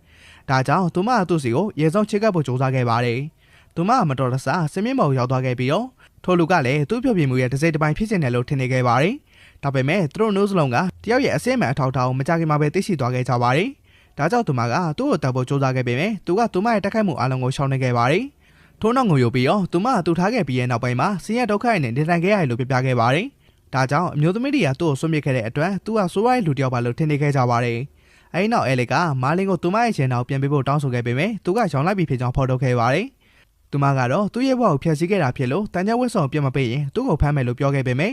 သူ့ကိုမရှင်းနိုင်ဘူးဆိုတော့သတိပေးခဲ့ပါတယ်။သူမကရွှေရင်းကတန်း90ကျွေးမိနဲ့နေထိုင်နေရမယ်ဆိုတော့သဘောပေါက်သွားခဲ့ပြီးတော့သူကတော့တနေ့လောက်အခါမဲ့စားတော့ပြီးရဲ့နောက်ပိုင်းမှာဒင်းကထောင်ကနေမဲ့ကျွေးရှိရဆိုတော့သိလိုက်ရလို့အားအသင့်သွားခဲ့ရပါတယ်။ သူမကသူ့ရဲ့ချိန်တွေကိုရှင်းပြခဲ့ပြီးတော့သူမရဲ့အကျွေးတွေကိုဆက်ဖို့အတွက်စွန်သားသူကိုင်းမှာအလုပ်ဝင်ပြီးတော့ဟိုလီတိုင်ဟာပြန်ပွဲတွေကိုတိုက်ခိုက်ခဲ့ရလို့ပြပြခဲ့ပါတယ်။ဒါပေမဲ့သူကစိတ်လှုပ်ရှားသွားခဲ့ပြီးတော့စွန်သားသူတယောက်ဘလို့ဖြစ်လာနေလဲဆိုတော့သူ့ကိုမေးခဲ့ပါတယ်။ဒါကြောင့်ပဲသူမကရည်ရွယ်ချက်လိုအပ်လိမ့်မယ်လို့ပြောခဲ့ပါတယ်။သူကစွန်သားသူတယောက်ဖြစ်ချင်ခဲ့တာကြောင့်သူ့ကိုရည်ညွှန်းပေးဖို့သူမကိုတောင်းဆိုခဲ့ပေမဲ့သူမကတော့ညှင်းဆိုခဲ့ပါတယ်။ဒီတော့တွင်ဟန်နာရီကတော့မျိုးပပတ်လေကိုလမ်းလျှောက်နေခဲ့ပေမဲ့အဆောင်တွေကမာသာဆိတ်ဆိုးလိမ့်မယ်လို့ပြောပြီးတော့သူ့ကိုအိမ်ပြန်ခိုင်းခဲ့ပါတယ်။သူကအခမဲ့စားတော့သူ့ကိုမမြင်ချင်ဘူးလို့ပြောခဲ့ပြီးတော့ဂိုဘလင်းနဲ့အနိုင်ယူဖို့ထွက်သွားခဲ့တဲ့စွန်သားသူတွေကပေါ်လာခဲ့ပါတယ်။သူကအဆောင်တွေကိုတကားဖွင့်ဖို့တောင်းဆိုခဲ့ပေမဲ့သူတို့ကညာဘက်မှာဖွင့်ခွင့်မရှိဘူးလို့ပြောခဲ့ကြပါတယ်။သူကသူ့ရဲ့တငယ်ချင်းတွေတေဆုံးသွားခဲ့ပြီဖြစ်ပြီးတော့သူလည်းပြင်းပြင်းထန်ထန်ဒဏ်ရာရထားတယ်လို့ပြလိုက်ပါတယ်။ဒါကြောင့်သူတို့ကတကားကိုဖွင့်ပေးလိုက်ပေမဲ့ဒါထောင်ချောင်းတစ်ခုဖြစ်နေခဲ့ပြီးတော့ဂိုဘလင်းတွေကရွာထဲကိုပြေးဝင်လာခဲ့ကြပါတယ်။သူကဂျီရာကိုသူတို့ရဲ့သဘောတူညီချက်အရာသူ့ရဲ့စစ်သက်တို့လှုပ်ပေးဖို့တောင်းဆိုခဲ့ပေမဲ့သူမကတော့သူကကျွန်းတယောက်ပဲဖြစ်လို့ညှိနှိုင်းပိုင်ခွင့်မရှိဘူးလို့ရှင်းပြခဲ့ပါတယ်။တစ်ဖက်မှာတော့အဲလက်ကနတ်ဆိုးပြင်ကဘာလို့စွန်သားတို့တယောက်ဖြစ်ချင်တာလဲလို့တွေးခဲ့ပြီးတော့ဘသူမှသူ့ကိုမဖမ်းနိုင်တာကြောင့်သူမရဲ့ဆုလက်ကိုမရနိုင်တော့လို့စိတ်ဆိုးနေခဲ့ပါတယ်။ဂိုဘလင်းတွေကအင်းကိုတိုက်ခိုက်ခဲ့ကြပေမဲ့မာလင်ကသူတို့ရဲ့ဖောက်တယ်တွေမဟုတ်ဆိုတော့သိလိုက်ရတာကြောင့်သူတို့ကိုကန်ထုတ်လိုက်တာကအမျိုးသမီးတွေအထင်ကြီးစေခဲ့ပါတယ်။မာတာကသူမရဲ့သားအတွက်စိုးရိမ်ခဲ့တာကြောင့်သူ့ကိုရှာဖို့ထပ်ပြေးသွားခဲ့ပြီးတော့အင်းကိုသူ့ရဲ့လက်ထဲအပ်ခဲ့ပါတယ်။ဂိုဘလင်းတွေထပ်ပေါ်လာတဲ့အခါမှာတော့သူကသူတို့ကိုလင်းမြစွာရှင်းထုတ်လိုက်ပြီးတော့ဘာမှမဖြစ်ခဲ့သလိုဆက်ပြီးတော့အလုံးလုံးနေခဲ့ပါတယ်။မာတာတို့တစ်ခုခုဖြစ်ရင်သူ့ကိုလားစာပြီးမှမဟုတ်ဆိုတော့သဘောပေါက်သွားခဲ့တာကြောင့်သူမရှာဖွေဖို့ထွက်သွားခဲ့ပါတယ်။သူမလူတိုင်းကိုဟန်နရီကိုမြင်ဘူးလားလို့မေးနေခဲ့ကြပါတယ်။လူတယောက်ကသူ့ကိုဂိမ်းနားမှာတွေ့ခဲ့ပြီးတော့နေရာတိုင်းမှာဂိုဘလင်းတွေရှိနေလို့သတိပေးခဲ့ပေမဲ့သူမသူ့ကိုရှာဖွေဖို့အတွက်ဆက်သွားခဲ့ပါတယ်။အဲဒီနောက်မှာတော့သူ့ရဲ့နာမည်ကိုအော်ခေါ်လိုက်တာကဘလူးရဲ့အာရုံကိုဖမ်းဆလိုက်ပြီးတော့သူမကိုခေါ်ဆောင်သွားခဲ့ပါတယ်။ဟန်နရီကတော့သူမဒုက္ခရောက်နေပြီဆိုတော့သိလိုက်ရတာကြောင့်ကိုကြီးဖို့ကြိုးစားခဲ့ပေမဲ့သူ့အရန်ကြောက်လန့်နေခဲ့တာကြောင့်မလုံနိုင်ခဲ့ပါဘူး။ဒီတော့တွင်မာလင်ကတော့ရွာပက်လေကိုလမ်းဆောင်နေခဲ့ပြီးတော့ဒါအမောင်ပုံလိုပဲရှုပ်ထွေးနေရလို့ထင်နေခဲ့ပါတယ်။သူကဂိုဘလင်းတွေနဲ့တိုးခဲ့ပြီးတော့သူတို့ကအရင်အားနေရကြောင်းသူ့ရဲ့ချိန်စာနဲ့မကူညီနိုင်တာကြောင့်သူတို့ကိုတက်ခိုက်တာကိုရှောင်ရှားခြင်းခဲ့ပါတယ်။ဒါပေမဲ့သူတို့ကသူ့ကိုဆက်လိုက်တက်ခိုက်နေခဲ့တာကြောင့်သူကသူတို့ကိုအပန်းပန်းဖယ်ပစ်လိုက်ပါတယ်။အဲလက်ကသူ့ကိုမြင်လိုက်ရတဲ့အခါမှာတော့ဂိုဘလင်းတွေနဲ့ပူးပေါင်းနေရလို့ထင်ခဲ့ပေမဲ့သူကတော့အစင်းနဲ့သတ္တဝါကြီးနဲ့ဘယ်တော့မှပူးပေါင်းမှာမဟုတ်လို့ရှင်းပြခဲ့ပါတယ်။သူမကသူတို့နဲ့မပူးပေါင်းရင်သူတို့ကိုအနိုင်ယူဖို့ကိုညင်တဲ့နယ်လို့ပြောလိုက်ပေမဲ့သူကရွာရဲ့နေထိုင်သူမဟုတ်တာကြောင့်ဂယူးမဆိုင်လို့ရှင်းပြခဲ့ပါတယ်။အဲလက်ကမာလင်ကိုသူ့ရဲ့ကံကိုဝင်ကျင်နေဆိုတာသတိပေးခဲ့ပြီးတော့စွန်သားသူတွေကရွာကိုကာကွယ်ရမယ်လို့ပြောလိုက်ပါတယ်။ဒါပေမဲ့သူကပတ်ဆက်မရရင်အလုံးမလုံးချင်ဘူးလို့ပြောခဲ့ပါတယ်။သူမမှာပတ်ဆက်မရှိဘူးလို့ပြောတော့သူကမာတာကိုရှားမှဖြစ်လို့ဖယ်ပေးဖို့ပြောခဲ့ပါတယ်။အဲလက်ကသူမတယောက်တည်းရွာကိုကယ်တင်နိုင်လိမ့်မယ်လို့ထင်နေခဲ့ပြီးတော့သူမရဲ့ရေခဲမော့ပညာအသုံးပြုပြီးတော့ဂိုဘလင်းတွေကိုအိတ်ခတ်တော့အောင်လုပ်လိုက်ပါတယ်။ဂျီကသူမကိုဆောင်းကျင်နေခဲ့ပြီးတော့သူမအလင်းငှက်တက်ခတ်လိုက်ရင်အဲလက်ကသူမကိုဓာတ်နဲ့မှမဟုတ်လို့ထင်နေခဲ့ပါတယ်။ဒါပေမဲ့အဲလက်ကသူ့ကိုပြင်းထန်တဲ့ခြေထောက်နဲ့ကန်လိုက်တာကြောင့်သူအံ့အားသင့်သွားခဲ့ရပါတယ်။သူကဂျီယာကိုရွာကနေထွက်သွားဖို့ပြောခဲ့ပေမဲ့ဂျီယာကအဲလက်တိုင်ယာဖြစ်နေတော့လေသူတို့အားလုံးကိုအနိုင်ယူနိုင်မှာမဟုတ်ဘူးလို့ပြောခဲ့ပါတယ်။ဂျီယာကဂိုဘလင်းတွေကိုသူမကိုဖမ်းဖို့အမိန့်ပေးလိုက်ပေမဲ့ကောင်လေးတောက်ကရုပ်ရဲသူ့ရဲ့ရှေ့မှာလဲကျသွားခဲ့ပြီးတော့မားလင်ချောင်းပြပြခဲ့ပါတယ်။သူမကဂိုဘလင်းတွေဘလို့တည်ဆုံးခဲ့လဲဆိုတာကြည့်ဖို့သူမရဲ့မော်ပညာကိုအသုံးပြုခဲ့ပြီးတော့သူမရဲ့စစ်တပ်ဟာမားလင်ကိုဘလို့မှမရှင်းနိုင်ဘူးဆိုတော့သဘောပေါက်သွားခဲ့တာကြောင့်စိုးခါဖို့အမိန့်ပေးခဲ့ပါတယ်။ရွာသူရွာသားတွေကသူတို့မိသားစုရှာဖွေနေကြတော့ဂျွန်စိန်အမြင့်ရှိတဲ့အမျိုးသားတယောက်ကသူ့ရဲ့ကိုရံတော်ဝန်ဆောင်မှုကိုကြီးညာဖို့စူးစမ်းနေခဲ့ပါတယ်။လူတိုင်းကသူ့ကိုသူတို့ချစ်ခင်ရတဲ့သူတွေကိုကယ်တင်ဖို့တောင်းဆိုခဲ့ကြပေမဲ့သူကတော့အားလုံးတည်ဆုံသွားပြီလို့ထင်နေခဲ့တာကြောင့်အနာဂတ်ကိုသာအာရုံစိုက်ဖို့ပြောခဲ့ပါတယ်။အဲလက်ကဂိတ်တကောက်ဖွင့်ရခဲ့တဲ့စွန်သားတို့နဲ့တူရောက်ရှိလာခဲ့ပြီးတော့ဂိုဘလင်တွေကသူတို့ချစ်ခင်ရသူတွေကိုသူတို့ရဲ့ကိုယ်တွေကိုခေါ်သွားဖြစ်တယ်လို့ပြပြခဲ့ပါတယ်။စစ်သားတို့ကတော့သူ့ကိုမတ်မိသွားခဲ့ပြီးတော့တက်စာပေါလို့ခေါ်ခဲ့ပေမဲ့အဲလက်ကသူ့ကိုကာကွယ်ပေးခဲ့ပါတယ်။သူ့ရဲ့စစ်ဆက်သူနဲ့ရဲဘော်တွေဖမ်းဆီးခံခဲ့ရတာကြောင့်ဂိုဘလင်တွေနဲ့ပူပေါင်းမှုတွန်းအားပေးခံခဲ့ရတာပါလို့ပြပြခဲ့ပါတယ်။ဂျိုစင်ကသူမဘသူလဲလို့မေးတော့သူမကိုသူမ233ယောက်မြောက်သူ့ရဲ့ကအဖြစ်မိတ်ဆက်ခဲ့ပြီးတော့လူတိုင်းကသူမအကြောင်းစတင်ပြောဆိုနေခဲ့ကြပါတယ်။ဂျိုစင်ကလူတွေကိုသူမကိုစမ်းကြအောင်လုပ်ဖို့ကြိုးစားခဲ့တာကြောင့်သူမတို့ကိုကိုင်ထောင်လိုက်ပြီးတော့ကိုကိုတယောက်တည်းတိုက်ခိုက်ဖို့ဆွမ်းပြလိုက်ပါတယ်။ဟန်နရီကရွာသားတွေအားလုံးအားသူရဲဘောကြောင့်တွေလို့ထင်နေခဲ့တာကြောင့်သူမနဲ့ပူပေါင်းဖို့ဆွမ်းပြခဲ့ပါတယ်။ဒါပေမဲ့သူမတော်တဆဂိုဘလင်တကောင်တိုက်မိပြီးတော့အလောင်းတွေကိုမြင်လိုက်ရတာကြောင့်ကြောက်လန့်သွားခဲ့ရပါတယ်။သူကသူ့ရဲ့မေကိုကယ်တင်ဖို့အတွက်သူ့ဖေရဲ့တောက်ယူဖို့သွားခဲ့ပါတယ်။တတိမီမျောနေတဲ့ဂိုဘလင်တွေရုတ်တရက်နိုးလာခဲ့ပြီးတော့သူကတိုက်ခိုက်ဖို့ကြိုးစားခဲ့ပေမဲ့သူတို့တွေကအလွယ်တကူပဲအနိုင်ယူခဲ့ကြပါတယ်။အဲဒီနောက်မှာတော့သူ့ကိုလက်စားဖြောက်တော့မဲ့ချိန်မှာပဲမာလီယာကယ်တင်ဖို့ရောက်လာခဲ့ပြီးတော့သူကအချိန်မိုစီရတဲ့အကြောင်းရင်းဖြစ်လို့ဒေါသထွက်နေလို့ပြောခဲ့ပါတယ်။ဟန်နရီကဒါနဲ့ထွက်သွားဖို့ကြိုးစားခဲ့ပြီးတော့မာလင်ကအိမ်မှာနေဖို့ပြောခဲ့ပေမဲ့သူကသူ့အမေကိုကယ်တင်ရမယ်လို့ပြောခဲ့ပါတယ်။မာလင်ကသူကအမြဲတမ်းပြဿနာရှာနေရလို့ထင်ခဲ့ပေမဲ့သူညမကိုကယ်တင်ဖို့တက်ခတ်ရမယ့်အချိန်ကိုတတိယသွားခဲ့ပြီးတော့ဟန်နရီကိုကူညီဖို့ဆောင်ပြလိုက်ပါတယ်။သူကဒါလူသားတယောက်အတွက်သူ့ရဲ့ဓာတ်ကိုပထမဆုံးချိန်မြောက်တာဖြစ်လိမ့်မယ်လို့မှတ်သားထားလိုက်ပေမဲ့ဂိုဘလင်ရဲ့ကူကဗမာလဲဆိုတော့သူမသိခဲ့ပါဘူး။ သူကကိုဘလင်တွေရဲ့အထိုက်ထဲမှာသူတို့ချစ်ခင်ရတဲ့သူတွေကိုကယ်တင်မှုစီစဉ်နေတဲ့လူအုပ်စုတစုကိုကြားလိုက်ရတာကြောင့်သူတို့နဲ့ပူးပေါင်းမှုဆုံးဖြတ်လိုက်ပါတယ်။သူကသူတို့ရဲ့ခေါင်းဆောင်အဖြစ်စေနာဝန်ထမ်းထမ်းဆောင်ခဲ့ပြီးတော့အားကောင်းတဲ့စစ်တီတော်တယောက်ပါလို့ပြောခဲ့ပါတယ်။ဒါပေမဲ့သူတို့ကတော့သူ့ကိုခေါင်းဆောင်ထားဖို့မသင့်တော်လို့ထင်ခဲ့ကြပါတယ်။ဟန်နရီကတော့သူကတက်ခိုက်သူတယောက်ပါလို့ပြောဖို့ကြိုးစားခဲ့ပေမယ့်သူကကိုယ့်ကိုရှင်းပြချင်တာမဟုတ်ခဲ့ပါဘူး။ဒါကြောင့်ပဲသူကဂျွန်ဆန်ကိုသူတို့ရဲ့ခေါင်းဆောင်အဖြစ်ခန့်ဖို့ဆုံးဖြတ်လိုက်ပါတယ်။အဲဒီနောက်မှာတော့အဖွဲ့သားတွေကလည်းဥဆောင်ဝင်ပြုလို့ဝမ်းသာနေခဲ့ကြပါတယ်။ဘာလို့လဲဆိုတော့သူကယုံကြည်စိတ်ချရတဲ့စစ်တီတော်လို့ထင်နေခဲ့ကြလို့ပဲဖြစ်ပါတယ်။ဒါပေမဲ့ထိုလူရဲ့စိတ်ထဲမှာတော့ဂိုဘလင်တွေနဲ့ရင်ဆိုင်မှုအတွက်ကြောက်ရွံ့နေခဲ့ပါတယ်။အဲလစ်ကဂိုဘလင်တွေကိုအာရုံပြောင်းပြီးတော့ကိုရဲကိုခေါ်ဝင်သွားခဲ့ပါတယ်။ဂျီယာကတော့ဂိုဘလင်ဘရင်ကိုသူတို့ရဲ့စီးနှင်းမှုအကြောင်းပြပြခဲ့ပါတယ်။ဘရင်ကလူသားတွေကိုဖမ်းမိခဲ့လို့သူမကိုချီကျူးခဲ့ပေမဲ့သူမကရွာထဲမှာအားကောင်းတဲ့တက်ခိုက်သူနှုတ်နဲ့တွဲဆောင်ခဲ့လို့ပြပြခဲ့ပါတယ်။သူမကသူတို့ကိုအနိုင်ယူနိုင်ခဲ့ပေမဲ့ဘရင်ကသူတို့ဒုက္ခရောက်နေတာကိုကြည့်ပြီးတော့ပျော်ရွှင်နိုင်အောင်ကိုရဲကိုခေါ်ဆောင်သွားခဲ့လို့ပြပြခဲ့ပါတယ်။နောက်ဆုံးတော့သူတို့ကဂိုဘလင်ကိုအပြင်ဘက်ကိုရောက်ရှိသွားခဲ့ကြပြီးတော့ဂျိုဆင်ကကြောင်းတော်လုံးနေခဲ့ပါတယ်။ဟန်နရီကတော့ဂိုဘလင်တွေကိုတက်ခိုက်ဖို့ပြင်ဝင်သွားခဲ့ပေမဲ့မာလင်ကဒါအထောင်ချောက်တစ်ခုဖြစ်တာကြောင့်သူ့ကိုတားဆီးခဲ့ပါတယ်။ဂျီယာကသူမရဲ့မိသားစုချင်းကိုဖွင့်လိုက်ပြီးတော့အသက်ရှင်ချင်းလက်နက်ချဖို့ပြောခဲ့ပါတယ်။မာလင်ကအဲ့ဒီမိတွေကိုချောက်သွားခဲ့တာကြောင့်ဟန်နရီစိုးရင်သွားခဲ့ရပါတယ်။ဒါပေမဲ့သူကသူ့ရဲ့အောက်ကမိเจ้าရင်နဲ့နိုင်ရှင်ရင်ဒီအပူကဘာမှမဟုတ်လို့မှသားထားလိုက်ပါတယ်။ဂျီယာကဟိုရီတန်ရတော်စစ်တီတော်တွေတောင်ဒီမင်းကိုမဖြတ်နိုင်တာကြောင့်လူသားရဲ့ဘလို့မှအခွင့်အရေးမရှိဘူးလို့ပြောလိုက်ပါတယ်။ဒါပေမဲ့မာလင်ကရုတ်တရက်သူမနောက်မှာပေါ်လာခဲ့ပြီးတော့သူမိတဲ့ကိုချောက်လာခဲ့တာပါလို့ပြောခဲ့လိုက်ပါတယ်။သူမကသူဘသူလဲလို့တွေးမိခဲ့ပေမဲ့သူကတော့အစဲမှန်ထောက်တာကိုဖော်ထုတ်လို့မရခဲ့ပါဘူး။ဒါကြောင့်သူကသူ့ကိုယ်သူဒေးစီလို့ပြောလိုက်ပြီးတော့ဂိုဘလင်အားလုံးကိုဆက်ဆောင်နိုင်ခဲ့ပါတယ်။သူကသူမရဲ့လက်ကိုဆက်ကင်ပြီးတော့မာတာကိုပေးဖို့ပဲတောင်းဆိုခဲ့ပါတယ်။ဒါပေမဲ့သူမကညှင်းဆန်ပြီးတော့သူ့ကိုသူမရဲ့မော်ပညာနဲ့မီးရှို့ဖို့ကြိုးစားခဲ့ပေမဲ့သူကသူမရဲ့မိတော့တွေကိုအလက်တကူတားဆီးနိုင်ခဲ့ပါတယ်။ဒါကြောင့်ပဲသူ့ရဲ့အစစ်မှန်စွာတွေဖုံးကွယ်ထားခဲ့ရပါလို့သူမသဘောပေါက်သွားခဲ့ရပါတယ်။အဲဒီနောက်မှာတော့အမြင့်ဆုံးလှောက်ရှားမှုအသုံးပြုပြီးတော့မိတော့တွေဝင်းရလိုက်ပေမဲ့သူကနာချီလိုက်တာနဲ့ဂိုဘလင်အားလုံးနှွေးထွက်သွားခဲ့ရပါတယ်။သူမကတော့ထိုးလူကဘလူးတစ်ကောင်လာလို့တွေးမိလိုက်ပေမဲ့သူကလက်နဲ့ရလိုက်တာနဲ့တောင်ကိုထိပ်ပြီးတော့လင်းထွက်သွားခဲ့ရပါတယ်။မိတွေပြောက်ကွယ်သွားခဲ့ပြီးတော့ဂျွန်ဆင်ကမာလင်ကဂျီယာကိုအနိုင်ယူခဲ့တာမယုံနိုင်ခဲ့ရပါဘူး။ဘာလို့လဲဆိုတော့သူမကအေးလိုက်တိုင်ရမော်ဆီယာဖြစ်နေလို့ပဲဖြစ်ပါတယ်။သူကကိုရဲဝင်သွားတော့သူတို့ကသူ့ရဲ့အရေးကနိုင်ပလိတ်နဲ့စင်တူရာကိုသတိထားမိခဲ့ပါတယ်။ဒီတော်တင်အဲလီကအကျဉ်းသားတွေကိုလွတ်မြောက်စေခဲ့ပေမဲ့ဂိုဘလင်တွေကသူမကိုမြင်သွားခဲ့ပါတယ်။ဒါကြောင့်သူမကပရစ်ကိုလူတိုင်းကိုကိုရီးယားနေခေါ်တော့သွားခိုင်းပြီးတော့သူမကတော့သူတို့ကိုကင်တွယ်မယ်လို့ပြောခဲ့ပါတယ်။သူမကသူတို့ကိုလင်းမစွာအနိုင်ယူခဲ့ပေမဲ့မတော်တဆဘရင်ရဲ့ခမ်းမတွေကိုရောက်ရှိသွားခဲ့ပြီးတော့ဘရင်ကသူမကိုစောင့်နေတာကိုတွေ့လိုက်ရပါတယ်။ဂျီယာကတက်ခိုက်သူတွေတကတယောက်ကိုသူမကင်တွယ်ပြီးတော့ကျန်တဲ့တယောက်ကိုတော့ဘရင်စီပို့ပေးမယ်လို့သူ့ကိုပြောခဲ့ကြောင်းဖော်ထုတ်ခဲ့ပါတယ်။ဘာလို့လဲဆိုတော့သူကအချိန်တော်ကြောင်အားကောင်းနဲ့ပြိုင်ပွဲနဲ့မတက်ခဲ့ရသေးလို့ပဲဖြစ်ပါတယ်။သူကဟိုလီတိုင်ယာတက်ခိုက်သူတို့ဖြစ်ပြီးတော့ခန္ဓာကိုယ်အင်အားကိုအာရုံစိုက်တယ်လို့ထင်နေခဲ့ပေမဲ့သူကတော့အလင်းအမြန်နဲ့အားအသင့်စေခဲ့ပြီးတော့သူမရဲ့ခြေခဲတန်းကိုဖြိုခွဲပစ်လိုက်ပါတယ်။မာလင်ကမာတာကိုရှောက်ဖို့ကြိုးစားနေခဲ့ပေမဲ့လမ်းကြောင်းတွေအများကြီးရှိနေကြတာကြောင့်ကိုယ်ထဲမှာလမ်းပြောင်းနေခဲ့ရပါတယ်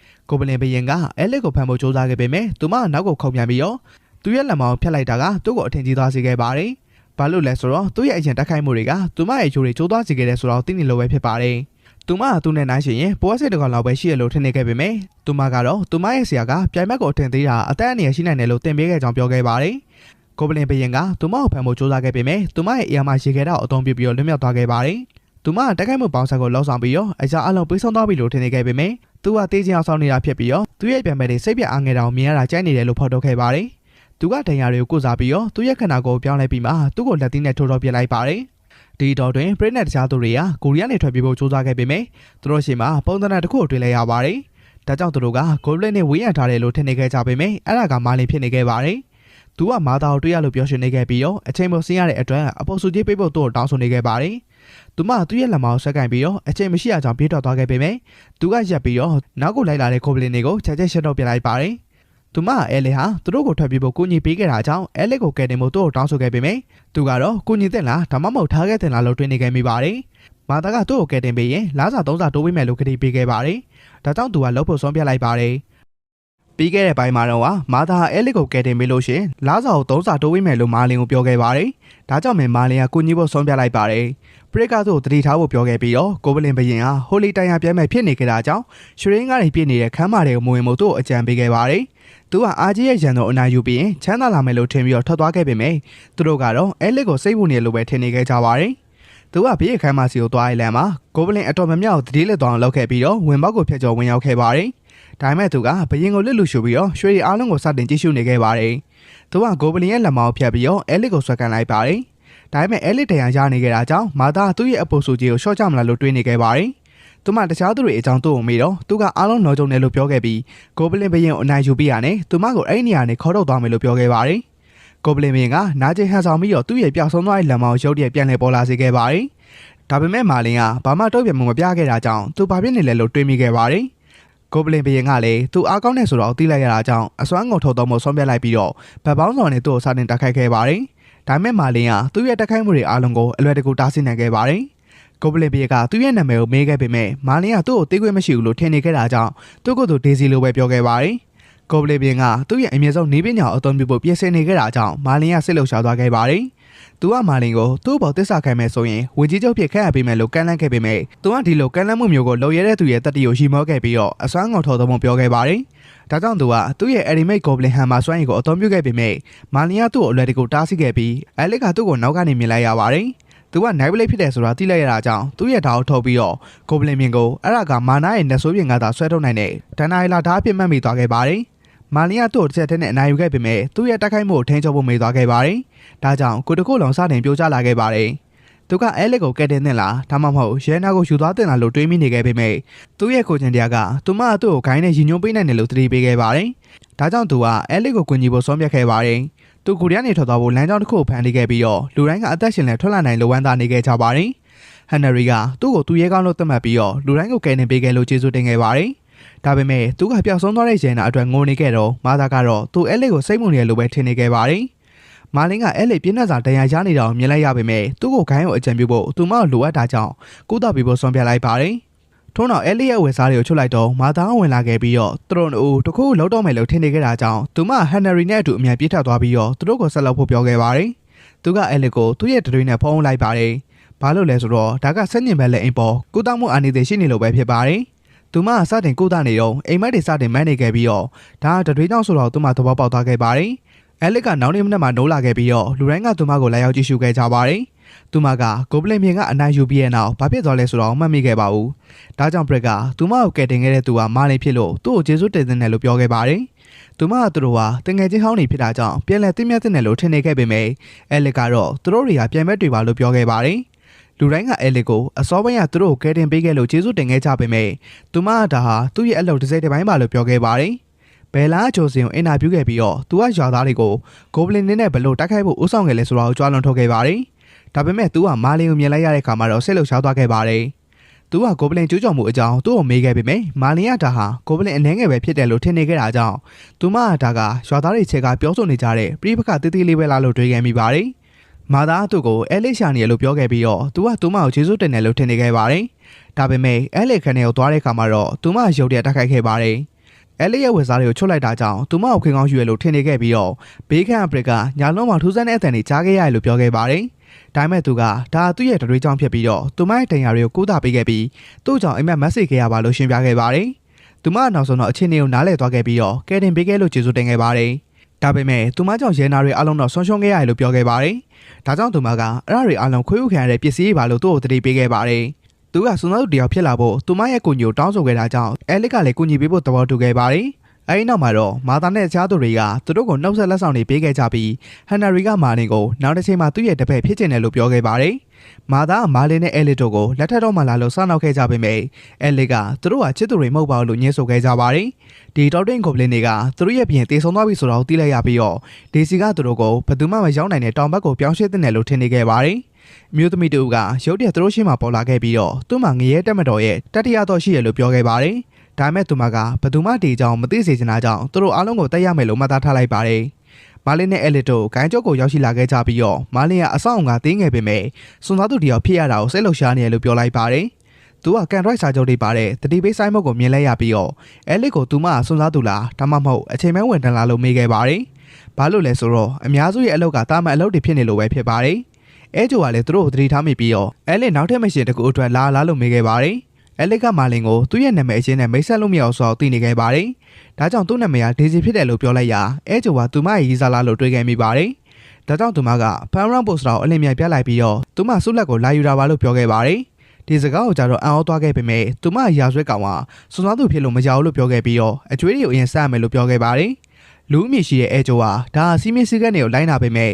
အဲလီယာဆုလက်ရဲ့10%ပဲရရှိလိုက်မယ်လို့ပြောခဲ့ပါတယ်။ လူကသူမရဲ့ဂိုင်းကိုပေးရမယ့်ပတ်စံကိုဖျက်တော့ပြီးတော့ရွှေတင်းက90ကိုသူမကိုပေးလိုက်ရဝမ်းနဲ့သွားခဲ့ပါတယ်။ဒါမဲ့မာလင်ကသူ့ကိုယ်တိုင်အဖမ်းခံခဲ့တာပါလို့ပြောပြီးသူတို့ကိုခိုးဖို့ကြိုးစားခဲ့ပါတယ်။အဲလစ်ကသူ့ကြောင့်ရွှေထောင်ပေါင်းများစွာဆုံးရှုံးခဲ့ရတယ်လို့ပြောတော့သူကအဲလစ်အတွက်အချိန်များစွာကယ်တင်ခဲ့ပုံတတိပေးခဲ့ပါတယ်။လူကသူတို့မာလင်ရဲ့အဆင့်ကိုစစ်စစ်တဲ့လို့ပြောလိုက်ပေမဲ့မာလင်ကအချိန်မဖြုံးတင်လို့ထင်နေခဲ့ပြီးတော့သူ့ကိုအမြင့်ဆုံးပွဲပေးဖို့ပြောခဲ့ပါတယ်။အာနိုးမြေရှိတဲ့အမျိုးသားတို့ရောက်လာခဲ့ပြီးတော့သူကအဲလစ်ဟာမာလင်နဲ့ချင်းတွင်းနေရလို့ထင်ကသူ့ရဲ့လက်ထပ်ခွင့်တောင်းဆိုမှုကိုညှင်းပယ်ခဲ့တာကြောင့်ဝမ်းနဲ့နေခဲ့ရပါတယ်။အဲလစ်ကတော့မာလင်နဲ့ချင်းတွင်းနေတာမဟုတ်လို့ပြောခဲ့ပေမဲ့သူကသူ့ရဲ့ဓာတ်ကိုထုတ်လိုက်ပြီးတော့မာလင်ကိုစင်ကောကအနိုင်ရတဲ့သူကသူမနဲ့ချင်းတွင်းနိုင်မယ်လို့ပြောခဲ့ပါတယ်။အဲလစ်ကသူတို့ကိုရက်တံမှုအော်ပြောခဲ့ပေမဲ့အာနိုးကဆက်လက်ပြေးဝင်ပြီးတော့မာလင်ကိုတက်ခတ်လိုက်ရာမာလင်ကသူ့ကိုမျက်နှာကျက်စီလွန့်တက်လိုက်ပါတယ်။ဟောမြင်ရှိတဲ့နောက်တဲ့စွန်စားသူတို့ကအဲလစ်ကိုသူမရဲ့ရီစားကသူမလိုပဲအားကောင်းတယ်လို့ပြောခဲ့ပြီးတော့မာလင်ကတော့သူ့ကိုလောင်ပြောင်နေလို့ထင်ခဲ့ပါတယ်။ဒါပေမဲ့သူမကဒါကကြီးစုစကားပါလို့ဝင်ပြောပေးလိုက်ရပါတယ်။အကြောင်းကတော့သူတို့ခိုင်းမှာအားကောင်းတဲ့စွန်စားသူအနှဲငယ်ပဲရှိနေလို့ဖြစ်ပါတယ်။မာလင်ကသူတို့ခိုင်းရဲ့အဆင့်ကိုမြင့်တယ်မို့ကူညီပေးမယ်လို့ပြောခဲ့ပေမဲ့ကလော့အမြင်ရှိရဲ့အမျိုးသားတို့ရုတ်တရက်ဝင်ရောက်လာခဲ့ပြီးတော့လူတိုင်းညင်သက်သွားခဲ့ကြပါတယ်။ဒေါ်လူကသူ့ရဲ့စွာကိုစစ်ဆေးခဲ့ပြီးတော့စွာအားလုံးကစိမ့်လေပဲတိုက်ခိုက်သူဖြစ်တယ်ဆိုတော့သိခဲ့ကြရပါတယ်။လူကသူ့ကိုစစ်ဆေးမှုအောင်မြင်တယ်လို့ပြောခဲ့ပြီးတော့ဂိုင်းကျော်လောက်အားကောင်းနေတာကြောင့်လူတိုင်းကအာအသင်သွားခဲ့ကြပါတယ်။မာလင်ကလည်းသူ့ရဲ့ရလက်တွေနဲ့လူတိုင်းကိုအာအသင်စေလိမ့်မယ်လို့ထင်နေခဲ့ပြီးတော့စစ်ဆေးမှုပြီးရင်လူတွေကသူ့ကိုခိုးခဲ့ကြလိမ့်မယ်လို့ထင်နေခဲ့ပါတယ်။ဒါပေမဲ့ဆက်ကသူ့ရဲ့စွမ်းကိုတိုင်းတာဖို့မအောင်မြင်ခဲ့ပါဘူး။ဒါကြောင့်လူကသူ့ကိုစွန့်စားသူဖြစ်လို့မရဘူးလို့ပြောခဲ့ပါတယ်။အဲလစ်ကတော့သူ့ရဲ့အင်အားကိုဖုံးကွယ်ထားလာလို့တွေးမိခဲ့ပေမဲ့မာလင်ကိုလိုက်တော့ဘာဖြစ်နေလဲဆိုတော့သိချာမသိခဲ့ပါဘူး။အဲလစ်ကမာလင်စွန့်စားသူဖြစ်ဖို့လုံးလောက်အောင်အားကောင်းတဲ့ဆိုတော့တက်သိပြဖို့ကန့်လန့်ခဲ့ပေမဲ့လူကတော့စီးမြင့်တွေကိုမချိုးပေါက်နိုင်ဘူးလို့ပြောခဲ့ပါတယ်။သူ့လိုကျွမ်းကျင်တဲ့စစ်သည်တော်တယောက်ကရှားပါတဲ့နတ်ဆိုးတပ်သမားကတော့သူ့ကိုငရဲတက်မတော်ကိုဦးဆောင်ဖို့တောင်းဆိုခဲ့ပေမဲ့သူကညှင်းပယ်ခဲ့လို့ပြောခဲ့ပါတယ်။လူတိုင်းကမာလင်ကိုစတင်ရှိမောခဲ့ကြပေမဲ့သူ့ရဲ့အင်အားကိုတက်သိပြဖို့ဂိုင်းထဲမှာအားအကောင်းဆုံးလုံနဲ့တိုက်ခိုက်ဖို့ကန့်လန့်ခဲ့ပါတယ်။ဂိုင်းချုပ်ကသူ့ရဲ့စင်ကောင်မို့လစ်လို့ရှိလို့မရဘူးလို့ပြောလိုက်ပြီးတော့ရောက်ရှိလာခဲ့ပြီးသူ့ကိုခမ်းမတစ်ခုစီကိုခေါ်ဆောင်သွားခဲ့ပါတယ်။မာလင်ကသူ့ရဲ့နာမည်ကုန်းတည်င်းကိုထည့်သွင်းနိုင်အောင်ကူညီပေးလိုက်မယ်လို့ထင်ပြီးတော့အရှုံးပေးမလို့မေးခဲ့ပေမဲ့ဂိုင်းချုပ်ကမာနာကြီးနေလို့ထင်ပြီးသူ့ကိုစင်ကောင်ခဲ့တဲ့လူပေါင်းများစွာကိုအနိုင်ယူပြီးပြီလို့ပြောခဲ့ပါတယ်။ဒါကြောင့်ပဲမာလင်သူ့ကိုအနိုင်ယူဖို့မလိုအပ်ပါဘူးလို့ရှင်းပြခဲ့ပါတယ်။အကြောင်းကတော့မာလင်ကအလားလာရှိကြောင်းပြသနိုင်ရင်စွန်စားသူဖြစ်ခွင့်ပေးမှာမလို့ပဲဖြစ်ပါတယ်။ဒါပေမဲ့မာလင်ကတော့နားတော့မထောင်ဆိုတော့တတိထားမိခဲ့ပါတယ်။ဒါကြောင့်ဘိုးကသူ့ကိုအစွမ်းကုန်ထုတ်တော်မပြောခဲ့ပါတယ်။ထို့နောက်မာလင်ကသူ့ရဲ့ဓာတ်ချက်ကိုအသုံးပြုလိုက်ကအားလုံးကိုအားအသင့်သွားစေခဲ့ပြီးပုံဝင်းချင်းကအရာအလုံးကိုပျက်စီးစေခဲ့ပါတယ်။စွန်သားသူတွေကတော့သူတို့ရဲ့ဆရာကအလွန်အကျွံလောက်ခဲ့လို့ထင်နေခဲ့ပြီးတော့မာလင်တေလောက်အောင်ကြောင်းလန့်နေပြီလို့ထင်နေခဲ့ကြပေမဲ့မာလင်ကအဟောစရာကောင်းလောက်အောင်တရားမရှိပဲပြန်ရောက်လာခဲ့ပါတယ်။ဂိုင်းချုပ်ကသူ့ကိုဂိုင်းဝင်ခွင့်ပေးလိုက်ပြီးတော့အရန်ကြောင်းလန့်သွားခဲ့တာကြောင့်ဘောင်မိအောင်တေးဆိုသွားခဲ့ရပါတယ်။မာလင်ကစွန်သားသူတရားအောင်နေနဲ့ချမ်းသာဖို့အစီအစဉ်တစ်ခုစတင်ခဲ့ပြီးတော့မစ်ရှင်ဆုလက်တွေကနေသူမကိုတန်းပါဆန်ဝေစုခွဲပေးမယ်လို့ပြောခဲ့ပေမဲ့အဲလစ်ကတော့သူနဲ့အလုပ်လုပ်ချင်တာမဟုတ်ခဲ့ပါဘူး။မာလင်ကလည်းအဲလစ်ကိုမလိုအပ်ဘူးလို့ထင်နေခဲ့ပေမဲ့မကြခင်မှာပဲပတ်စံနေကုန်သွားခဲ့ပြီးတော့သွားစရာနေရာမရှိတာကြောင့်သူမရဲ့အိမ်ထဲကိုခိုးဝင်သွားခဲ့ပါတယ်။အဲလစ်ကသူ့ကိုဖမ်းမိသွားခဲ့ပြီးတော့သူမကိုတရှို့လုံးနေလို့ထင်နေခဲ့ပေမဲ့မာလင်ကတော့တရှို့လုံးစရာဘာအကြောင်းရင်းမှမရှိဘူးလို့ပြောခဲ့ပါတယ်။အဲလစ်ကတယောက်တည်းနေရတာခက်ခဲလို့ပြောခဲ့တာကြောင့်မာလင်ကသူမနဲ့တူနေပြီးတော့သူ့ရဲ့ကောက်ွယ်မှုအတွက်ရွှေနှင်းကတစ်ထောင်ပဲကောက်ခံမယ်လို့ပြောခဲ့ပါတယ်။ဒါပေမဲ့အဲလစ်ကသူ့ကိုကန်ထုတ်လိုက်တာကြောင့်မာလင်ကစူးညံတန်နေဖြစ်လာအောင်စတင်လှုံ့ဆော်ခဲ့ပြီးတော့လူရိုင်းရဲ့အယုံကိုဖမ်းဆားခဲ့ရာလူတွေကအဲလစ်ကသူမရဲ့ရီစားကိုကန်ထုတ်လိုက်တယ်လို့ထင်နေခဲ့ကြပါတယ်။အဲလစ်ကလည်းသူမရဲ့နာမည်ခုံတည်င်းကိုဖျက်ဆီးလိုက်မယ်ဆိုတာသဘောပေါက်သွားတာကြောင့်အထဲကိုပြန်ခေါ်သွားခဲ့ရပါတယ်။မာလင်ကလည်းသူ့ကိုနေခွင့်ပေးမယ်ဆိုရင်အခမဲ့ကောက်ွယ်ပေးမယ်လို့ကန့်လန့်ခဲ့ပါတယ်။အဲလစ်ကထိုးဖို့ကြိုးစားခဲ့ပေမဲ့မာလင်ကတော့တိုက်ခိုက်မှုတွေအလက်တကူရှောင်တိန်ခဲ့ပြီးတော့သူမရဲ့အခန်းထဲကိုဝင်ရောက်သွားခဲ့ပါတယ်။မာလင်ကအဲလစ်ရဲ့ကတင်ပေါ်မှာလဲရိတ်လိုက်တာမို့ဖယ်ရှားဖို့ကြိုးစားတဲ့အခါသူတို့နိုးစလုံးအတွက်ကတင်ကအရန်သိနေလို့ပြောခဲ့ပါတယ်။ဒါကြောင့်အဲလစ်ကိုစောင်းနေပတ်ပြီးတော့အိတ်ခိုင်းခဲ့ပါတယ်။နောက်နေ့မနက်မှာအဲလစ်ကဂိုင်းကိုသွားခဲ့ပေမဲ့ကျင်းမြင့်မှာအိတ်ခဲ့ရတာကြောင့်အရန်ပင်ပန်းနေခဲ့ရပါတယ်။မာလင်ရောက်ရှိလာခဲ့ပြီးတော့သူ့ကိုဘာလို့မနှုတ်ခဲ့ရလဲလို့မေးခဲ့တာကြောင့်လူတွေကသူတို့တူတူနေနေကြရလို့ကောလာဟလာတွေစတင်ပြောဆိုနေခဲ့ကြပါတယ်။ထို့နောက်မှာတော့အာနိုကမာလင်နဲ့သူ့ရဲ့ချူကမမျှတဘူးလို့ပြောပြီးတော့တုံးမဲမှာအကောင်းဆုံးရှင်းပြတဲ့တယ်လို့ပြောခဲ့ပါတယ်။တိုက်ခိုက်မဲ့အစားသူတို့ကဘသူကအေရတ်မရှင်ကိုအရင်ဆုံးပြီးမြောက်မလဲဆိုတော့ကြည့်နေတယ်လို့ဆိုခဲ့ပါတယ်။မာလင်ကအဲလက်ကိုအနိုင်ရောက်ဖို့စိတ်ဝင်စားခဲ့ပေမဲ့သူကစွန်စားသူတူဖြစ်တဲ့အတွက်ကော်မရှင်ကိုတော့လစ်လို့ရှိလို့မရဘူးလို့ပြောခဲ့ပါတယ်။ထို့နောက်မှာတော့လူကိုကော်မရှင်ယူကျင်ကြောင်းပြောခဲ့ပေမဲ့သူမကတော့မာလင်ရဲ့အဆင့်ကနှိမ်လွန်းတာကြောင့်ဆရာမရှိဘဲနဲ့မရှင်ကိုလက်ခံလို့မရဘူးလို့ပြောခဲ့ပါတယ်။ဒါကြောင့်အဲလက်ကိုသူနဲ့ပူးပေါင်းဖို့ပြောခဲ့ပေမဲ့အာနိုးကလည်းသူမကိုသူ့ရဲ့အဖွဲ့နဲ့ပူးပေါင်းဖို့ပြောခဲ့ပြီးတော့ကလော့ကိုလည်းအဖွဲ့ရဲ့တစ်စိတ်တမိုင်းအဖြစ်ငှားရမ်းထားပြီးပြီလို့ပြောခဲ့ပါတယ်။မာလင်ကတော့သူကသာအကောင်ဆုံးရွေးချယ်မှုလို့ထင်နေခဲ့ပေမဲ့အဲလစ်ကအာနိုးရဲ့အဖွဲ့နဲ့ပူးပေါင်းဖို့ဆုံးဖြတ်ခဲ့ပါတယ်။ ဂိုင်းမရှိတဲ့လူတိုင်းကလည်းမာလင်ကရီးစားဆွတ်မြစ်တာခံလိုက်ရတဲ့အတွက်ဝမ်းနဲ့ပေးခဲ့ကြပါတယ်။ဒါပေမဲ့သူဟော့ကိုမြင်လိုက်ရပြီးတော့သူ့ကိုအဖွဲဖက်ဖို့လှည့်စားခဲ့ပါတယ်။အဲဒီနောက်မှာတော့ဟော့ကလဲထဲမှာနိုးလာခဲ့ပြီးတော့သူတို့ဘယ်ရောက်နေလဲဆိုတော့အားအသင်ခဲ့ပါတယ်။ဒါကြောင့်မာလင်ကသူ့ကိုမရှင်အကြောင်းပြပြခဲ့ပေမဲ့ဟော့ကတော့မော်ဆရာတူဦးသာဖြစ်ပြီးတော့မာလင်ကဘီဂင်နာအဆင့်သာဖြစ်နေကြတာကြောင့်ကြောက်လန့်သွားခဲ့ရပါတယ်။မာလင်ကတော့ဟော့ဆိုရင်နာကိုရပ်ဖို့ပြောခဲ့ပါတယ်။ဘာလို့လဲဆိုတော့သူအခွန်လုံးကိုဂယူးဆိုင်ပြီးမှမလို့ပဲဖြစ်ပါတယ်။ဒါပေမဲ့ဟော့ကရုတ်တရက်သူရဲကောင်းတချို့မြင်လိုက်ရပေမဲ့မာလင်ကတော့သူတို့ကိုမသိခဲ့ပါဘူး။ဒါကြောင့်ဟော့ကသူတို့ဟာအာနိုရဲ့ဖခင်တိုင်းမြင်ပါတယ်ယာတို့ရှိရလို့ပြောခဲ့ကြပါတယ်။ကားမြင်ရှိတဲ့ပိုကြီးကလမ်းညွှန်ချက်တွေကိုမေးတော့ဟော့ကတောင်းဖြတ်သွားဖို့လိုအပ်တယ်လို့ပြောခဲ့ပေမဲ့သူတို့ရဲ့လဲကအဲ့ဒီကိုသွားလို့မရတာကြောင့်လမ်းလျှောက်ရလိမ့်မယ်လို့ပြောခဲ့ပါတယ်။ကားကသူ့ရဲ့စီစီလီယာကိုဒီလိုရှုံးမှန်လမ်းမှာလမ်းလျှောက်ခိုင်းခြင်းနဲ့လို့ထင်ပြီးတော့ဒေါသထွက်သွားခဲ့ရပါတယ်။ဒါကြောင့်မာလင်ကသူ့မှာဘာလဲလို့တွေးခဲ့မိပါတယ်။ကားကသူ့ကိုကျဲလုံးနဲ့ရိုက်ဖို့ကြိုးစားခဲ့ပေမဲ့မာလင်ကအဲ့ဒါကိုဖန်ဆွဲပြီးတော့မြင်းမော်ကနေဆွဲချခဲ့ပါတယ်။ဟော့ကမာလင်ကိုစိတ်အေးထားပြီးတော့တိုက်ခိုက်မှုအဆုံးသတ်ဖို့ပြောခဲ့ပေမဲ့မာလင်ကတော့ကားကသာတောင်းပန်တဲ့သူလိုထင်နေခဲ့ပါတယ်။သူတို့ရုတ်တရက်နောက်ချီတုပ်ချင်းကပ်လာတာကိုမြင်လိုက်ရတာကြောင့်ကားကသူ့ရဲ့စစ်သားတွေကိုလဲကိုကောက်ရဲဖို့အမိန့်ပေးခဲ့ပါတယ်။မာလင်ကဒီနွားရီယာတစ်ခုခုကနေထွက်ပြေးနေလို့ထင်နေခဲ့ပြီးတော့သူတို့တွေကတကောင်ကကားကိုဝင်တိုက်တော့မဲ့အချိန်မှာပဲမာလင်ကသူ့လက်တစ်ချောင်းနဲ့ရုတ်တရက်မြောက်တင်လိုက်ပါတယ်။ထို့နောက်အဲ့ဒါကိုမြေပြင်မှာဆောင်းချလိုက်တာကြောင့်ကြက်နွားတွေကမာလင်နဲ့ရှင်ပြိုင်လို့မရအောင်ဆိုတော့တိလိုက်ရပြီးတော့သူတို့အားလုံးထွက်ပြေးသွားခဲ့ကြပါတယ်။ဒါကိုမြင်လိုက်ရတဲ့ကားကတော့မကြုံနိုင်ဖြစ်နေခဲ့ရပါတယ်။ဘာလို့လဲဆိုတော့ကြက်နွားတွေကရှေ့ကိုစတိုက်တိုးနေခဲ့ရင်ဘယ်တော့မှရက်မှမဟုတ်ဆိုတော့တိနေခဲ့လို့ပဲဖြစ်ပါတယ်။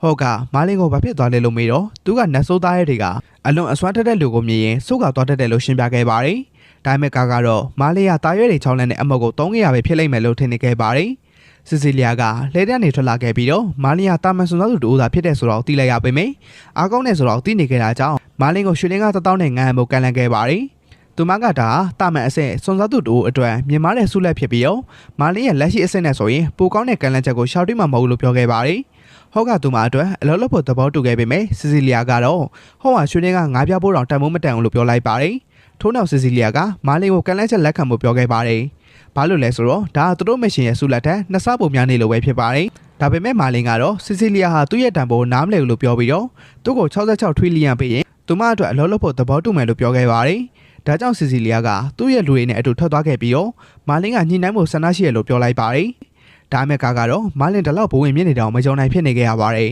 ။စီစီလီယာကသူမရဲ့လူတွေကိုခြေလန်းတွေကိုအရှိန်မြင့်ဖို့အမိန့်ပေးခဲ့ပြီးတော့မာလင်ကအဲ့ဒီဘက်ကိုဦးတည်နေတယ်ဆိုတော့သူမသိနေခဲ့တာကြောင့်မြေရောက်တင်ချိုင်ကိုအများဆုံးရောက်ရှိရမယ်လို့ရှင်းပြခဲ့ပါတယ်။အဲဒီနောက်သူမကသူမရဲ့ရည်မှန်းချက်အကြက်တဲကိုဖြည့်ရှင်းပြီးတော့ဖခင်ကိုအမြင်ကြည့်စေဖို့ဖြစ်ကြောင်းကျွန်တော်တို့သိရှိလိုက်ရပါတယ်။စီစီလီယာကအာနိုကသူတို့မရောက်ခင်ပြဿနာကိုဖြေရှင်းနိုင်တာကြောင့်သူ့ကိုချင်းချောင်းမှုတစ်ခုလို့ထင်နေခဲ့ပါတယ်။အဲဒီနောက်အဲလီကိုအာနိုရဲ့လဲထဲမှာမြင်လိုက်ရပြီးတော့သူမကသူ့ရဲ့ပိုင်ဆိုင်မှုဖြစ်လာလိမ့်မယ်လို့ထင်နေခဲ့ပါတယ်။ဒါပေမဲ့အဲလီကမာလင်နဲ့သူ့ရဲ့လောင်းကစားကိုစိတ်ဝင်စားလို့ပြောခဲ့ပြီးတော့ night play လိုမျိုးအကောင့်နဲ့စစ်စီတော်ကိုသာသဘောကျရလို့ပြောခဲ့ပါတယ်။ကလော့ကသူဘလောက်ကျွမ်းကျင်လဲလို့တွေးခဲ့မိပါတယ်။ဒါကြောင့်အဲလီကသူကဟိုလီတိုင်ရပင်လယ်ဓမြညီအကိုတွေကိုအနိုင်ယူခဲ့လို့ပြောခဲ့ပေမဲ့ကလော့ကဘာမှအထူးဆန်းမဟုတ်လို့ထင်နေခဲ့ပါတယ်။ဘသူကအားကောင်းဆုံးနဲ့လို့မေတော့သူကရခင်အင်ပါယာရဲ့သူရဲကောင်း၄ဦးအကြောင်းပြပြခဲ့ပါတယ်။ပထမသူကတညတဲ့နဲ့ဟိုလီတိုင်ရ9ဦးကိုတတ်ခဲ့တယ်။ငကားလောက်ကျန်သူကိုရိုနာဖြစ်ပါတယ်။ကလော့ကအမောဓာတ်သူတော်စင်စုံနဲ့ဂျိုးရီတို့ဒန်နာရီလာအီယာမဘရင်ကိုဖျောက်ချခဲ့လို့ပြပြခဲ့ပါတယ်။နောက်ဆုံးတအုပ်ကတော့ရခင်အင်ပါယာရဲ့အားကောင်းဆုံးတိုက်ခိုက်သူဖြစ်လူသိများတယ်။မောင်တိုင်းသူရဲ့ကောင်ဘာနဲ့ဖြစ်ပြီးတော့သူဟာအီယာမဟိုလီတိုင်ရတကားကိုနိုင်ယူခဲ့လို့နာမည်ကြီးခဲ့ပါတယ်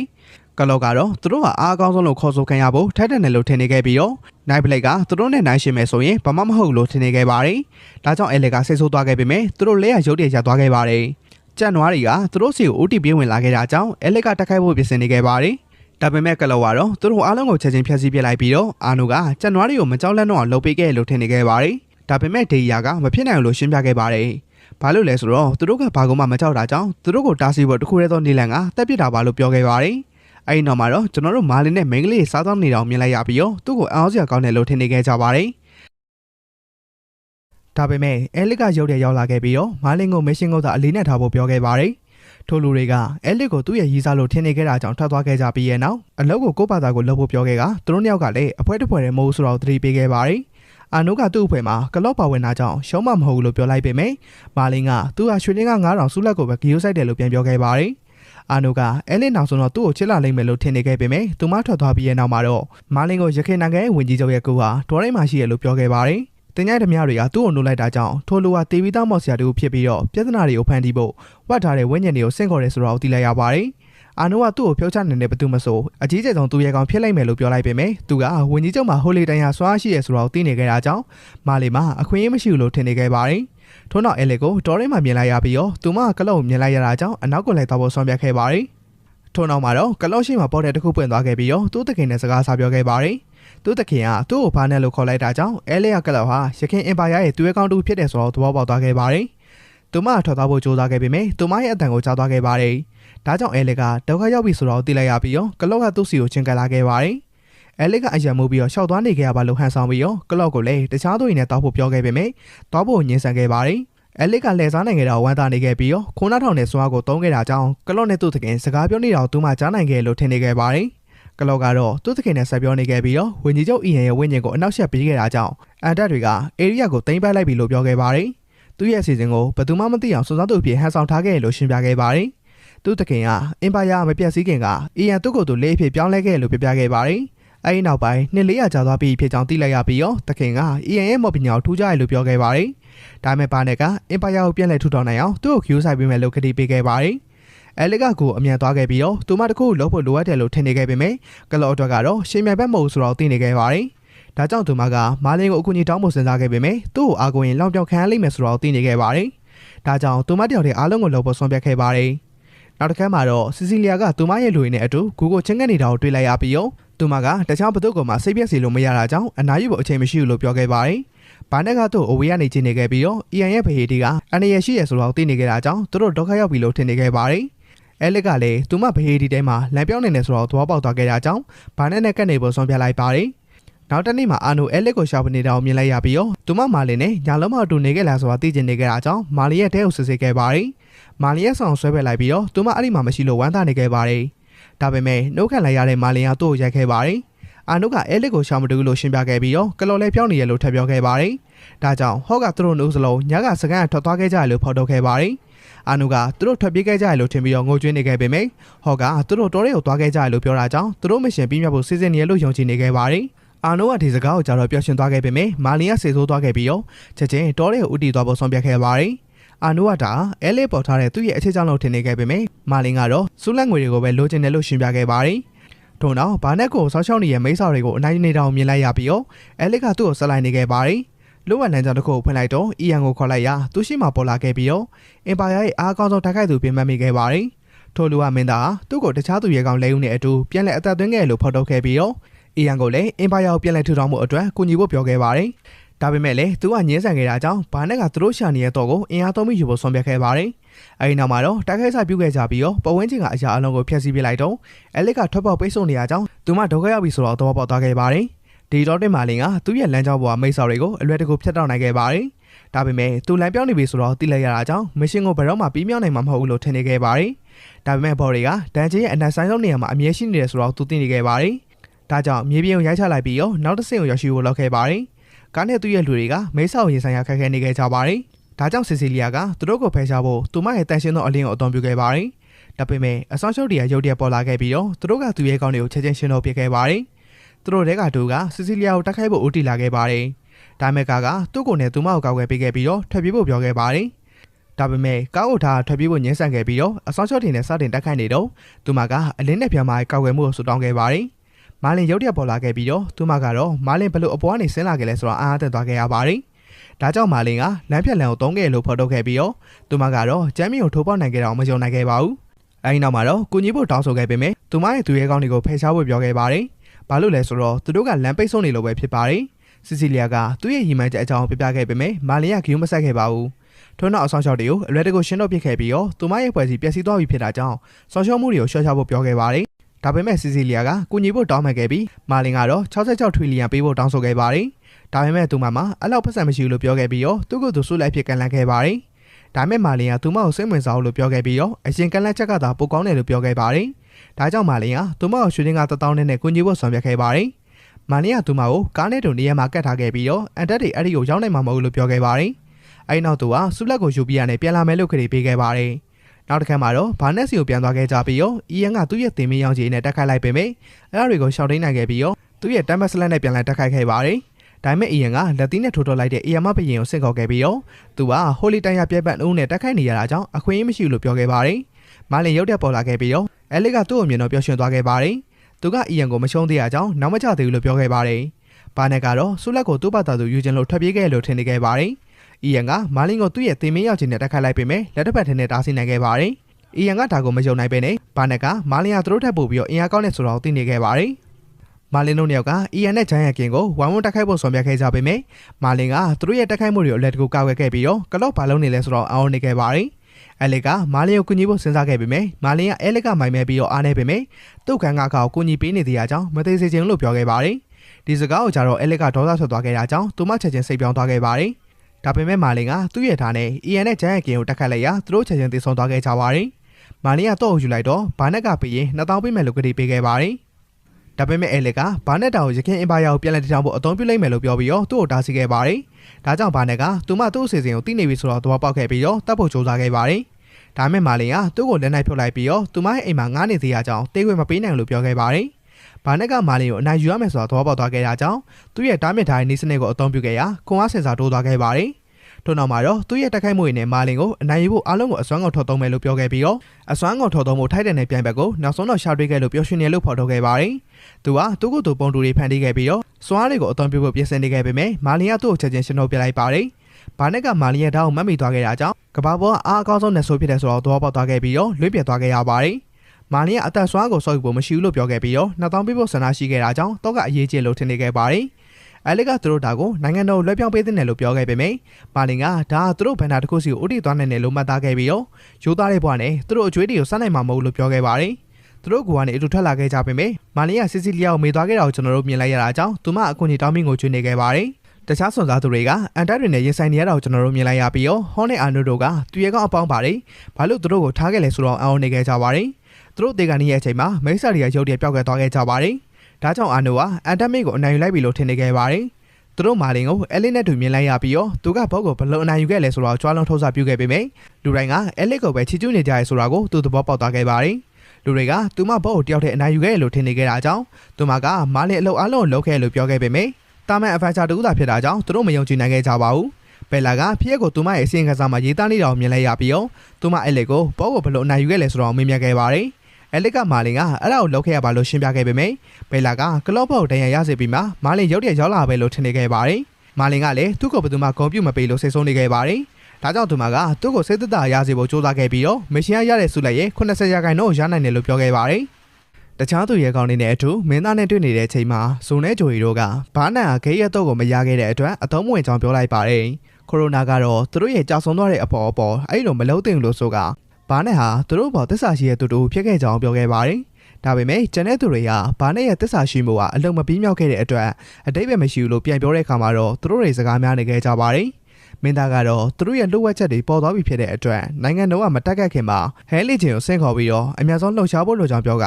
ကိုရိုနာကိုတော်သွားယူဖို့အမိန့်ပေးလိုက်ပါတယ်။ဒါနဲ့ကိုရိုနာလည်းအင်ပါယာကိုပြန်လည်အသက်သွင်းဖို့အကောင်းဆုံးစူးစမ်းမယ်လို့ကတိပေးလိုက်ပါတယ်။နောက်တစ်ဖက်မှာတော့မာလင်းကဆုလက်များစွာရခဲ့တဲ့အတွက်ပြောနေခဲ့ပြီးတော့အာနိုကတော့သူ့အဖွဲ့ကပွဲကိုတက်နိုင်ခဲ့တဲ့အတွက်နောက်တစ်ခါနိုင်ရင်အဲလီနဲ့တွဲရတော့မယ်လို့ပြောပါတယ်။ဟိုဘီကတော့ရခင်အင်ပါယာပြန်လာမှဆိုရနေတဲ့အချိန်မှာအာနိုကတော့ခနိုက်တွေကသူတို့ကိုအနိုင်နိုင်မယ်လို့ပြောပါတယ်။မာလင်းကအဲ့ဒီအဖွဲ့ကြောင့်မကြားဘူးခဲ့တဲ့အတွက်ဟော့ဘီကအဲ့ဒီအဖွဲ့ကနိုင်ငံတော်ရဲ့အထက်တွန်းလာအဖွဲ့ဖြစ်ပြီးတော့သရွန်ပလာတင်လို့လူသိများတဲ့ဟိုလီတန်ရအဆင့်စစ်တီတော်12ဦးကဥဆောင်ကြောင်းဖွင့်ရလိုက်ပါတယ်။သူတို့တဦးစီတိုင်းကတမတော်တစ်ခုလုံးနှီးပါတော့အစွမ်းထက်ကြပြီးတော့သူတို့ရဲ့ခေါင်းဆောင်ကကဘာပေါ်ကအစွမ်းအထက်ဆုံးဟိုလီတန်ရစစ်တီတော်ဖြစ်တယ်လို့ပြောကြပါတယ်။တစ်ချိန်တည်းမှာပဲစီစီလီယာနဲ့ခါတို့ကိုကနိုက်တွေကကယ်တင်ခဲ့ကြပါတယ်။ကာကသူတို့ဘာလို့ပါလာလဲဆိုပြီးအောင်းနေကြတဲ့အချိန်မှာတော့စီစီလီယာကသူမကိုပြစ်ထားခဲ့တဲ့မာလင်ကိုချိန်ဆနေခဲ့ပါတယ်။မာလင်တို့ဖွဲ့လေမြို့ရဲအပြင်အောင်တော့အမိုးအကာဝစ်စင်ထားတဲ့အမျိုးသားဖွဲ့တစ်ဖွဲ့နဲ့ရုပ်ရည်တိုက်ခိုက်ခြင်းကိုခံလိုက်ရပါတယ်။သူတို့ကအဲလစ်ကိုတိုက်ဆင်ကြောင်ပြောတဲ့အတွက်မာလင်ကရှေ့ဆက်ဖို့ပြောလိုက်ပါတယ်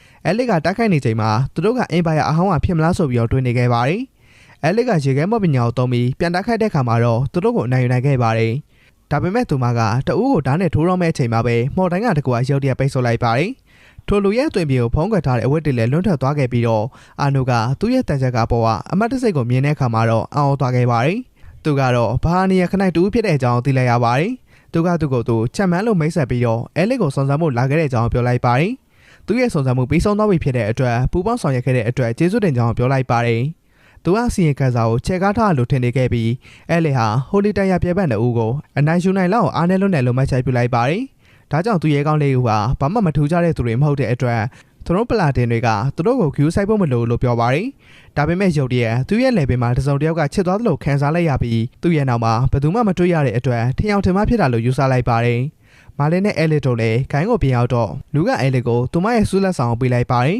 ။သူမမျောလင့်ထားခဲ့တာတဲ့ပုံများနေရဲ့အတွက်လူကအဲ့ဒီထဲမှာမာလင်းရဲ့ဝေစုလည်းပါဝင်ကြောင်းပြောလိုက်ပါတယ်။သူတို့တို့ကအခုလက်ထပ်ပြီးသားဆုံးတွေဖြစ်သွားတဲ့အတွက်သူတို့ရဲ့အကျွေးတွေကိုပူပေါင်းလိုက်ပြီးဖြစ်တဲ့အကြောင်းဖွင့်ရလိုက်ပါတယ်။လူကဂိုင်းမစတာကသူတို့အတွက်စာရွက်စာတမ်းတွေကိုတင်သွင်းခဲ့ကြောင်းပြောခဲ့ပြီးသူတို့မျိုးစလုံးကလက်မထက်ချင်ကြတဲ့အတွက်စိတ်ဆိုးခဲ့ကြပါတယ်။အာနိုကတော့စိတ်နဲ့ကြားနေခဲ့ပေမဲ့အဲလစ်ကတော့သူ့ကိုကန်ထုတ်လိုက်ပါတယ်။သူတို့လည်းအိမ်တော်ကြီးကိုဖျက်သိမ်းချင်ကြပေမဲ့လူကကွာရှင်းမှုစာရွက်စာတမ်းတင်နိုင်ဖို့အတွက်အရင်ဆုံးလက်ထပ်မပုတ်နေလို့တဲ့အကြောင်းပြောလိုက်ပါတယ်။သူမကသူတို့ရဲ့အကျွေးတွေပေါင်းစည်းပြီးသားဖြစ်တဲ့အတွက်ကွာရှင်းလိုက်ရင်တော့အကျွေးတွေကိုအတူတူခွဲယူရမယ်လို့ထပ်ပြောလိုက်ပါတယ်။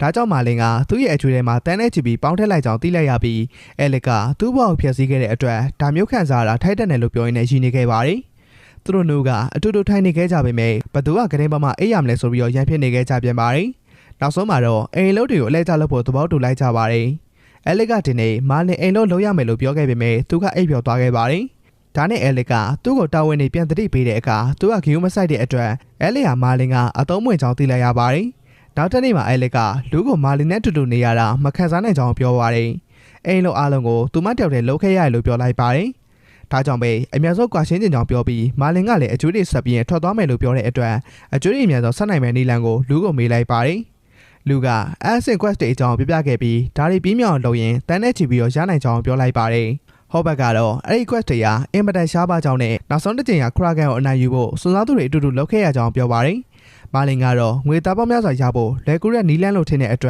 ်လူကို Ascent Quest တွေပေးဖို့တောင်းဆိုလိုက်ပါတယ်။လူက quest ကိုလိုက်ခံဖို့အတွက်မိုက်သရီအဆင့်ကိုရောက်ဖို့လိုကြောင်းပြောပြီးအဲလစ်ကတော့ကိုအဆင့်ရောက်နေပြီဖြစ်တဲ့အတွက်မိုက်သရီကိုအဆင့်မြင့်တင်ဖို့အခွင့်အရေးပုံများရလို့ပြောလိုက်ပါတယ်။ဒါပေမဲ့မိုက်သရီအဆင့်ကိုရောက်ဖို့အတွက်စိတ်မာစတာဖြစ်ဖို့လိုကြောင်းအဲလစ်ကသိနေခဲ့ပါတယ်။ဒါကြောင့်မာလင်ကသူမကိုလေ့ကျင့်ပေးဖို့ဆုံးဖြတ်လိုက်ပါတယ်။သူကမစင်မကျင်လို့ရင်အလုံးစုံစုံနိုင်ကြောင်းတတိပေးလိုက်ပါတယ်။သူတို့လေ့ကျင့်စားတဲ့အခါမှာတော့အဲလစ်ကမာလင်ကိုတက်ခိုက်ပေမဲ့သူကအနိုင်ယူပြီးသူမကိုလောင်ပြောလိုက်ပါတယ်။အဲလစ်ကထက်ကြိုးစားခဲ့ပေမဲ့သူ့ကိုထီအောင်မလုပ်နိုင်ခဲ့ပါဘူး။သူမလေးကျင်နီလန်တွေကိုမေးခွန်းထုတ်တဲ့အခါမှာတော့မာလင်ကဒါဟာသူမဆုံးမဲ့ချက်ခိုင်မာမှုမရှိလို့ဖြစ်ကြောင်းပြန်ပြောလိုက်ပါတယ်။သူကလေးကျင်ဖို့အများဆုံးနီလန်ဟာတင်းလူမျိုးပါအထိတိုက်ခိုက်ဖို့ဖြစ်ကြောင်းရှင်းပြပြီးသူ့ဒါနဲ့သူမကိုတတ်မယ်လို့ချိန်ချောက်ခဲ့ပါတယ်။ဒါကြောင့်သူမအကောင်းဆုံးစူးစမ်းမှသာရှင်းသနိုင်မှာဖြစ်ပါတယ်။အဲလစ်ကသူမရဲ့ရေခဲမော့ပညာနဲ့တိုက်ခိုက်ပေမဲ့မာလင်ကတော့မော့ပညာနဲ့မတိုက်နိုင်ကြောင်းသတိပေးပါတယ်။သူမလည်းအစွမ်းကုန်အားနဲ့သူ့ကိုတိုက်ခိုက်ခဲ့ပေမဲ့သူကအသာတွေဖမ်းလိုက်ပြီးတော့သူမကနေလုံးတယ်လို့ပြောပါတယ်။ဒါနဲ့အဲလစ်လည်းပို့ပြီးတော့စူးစမ်းက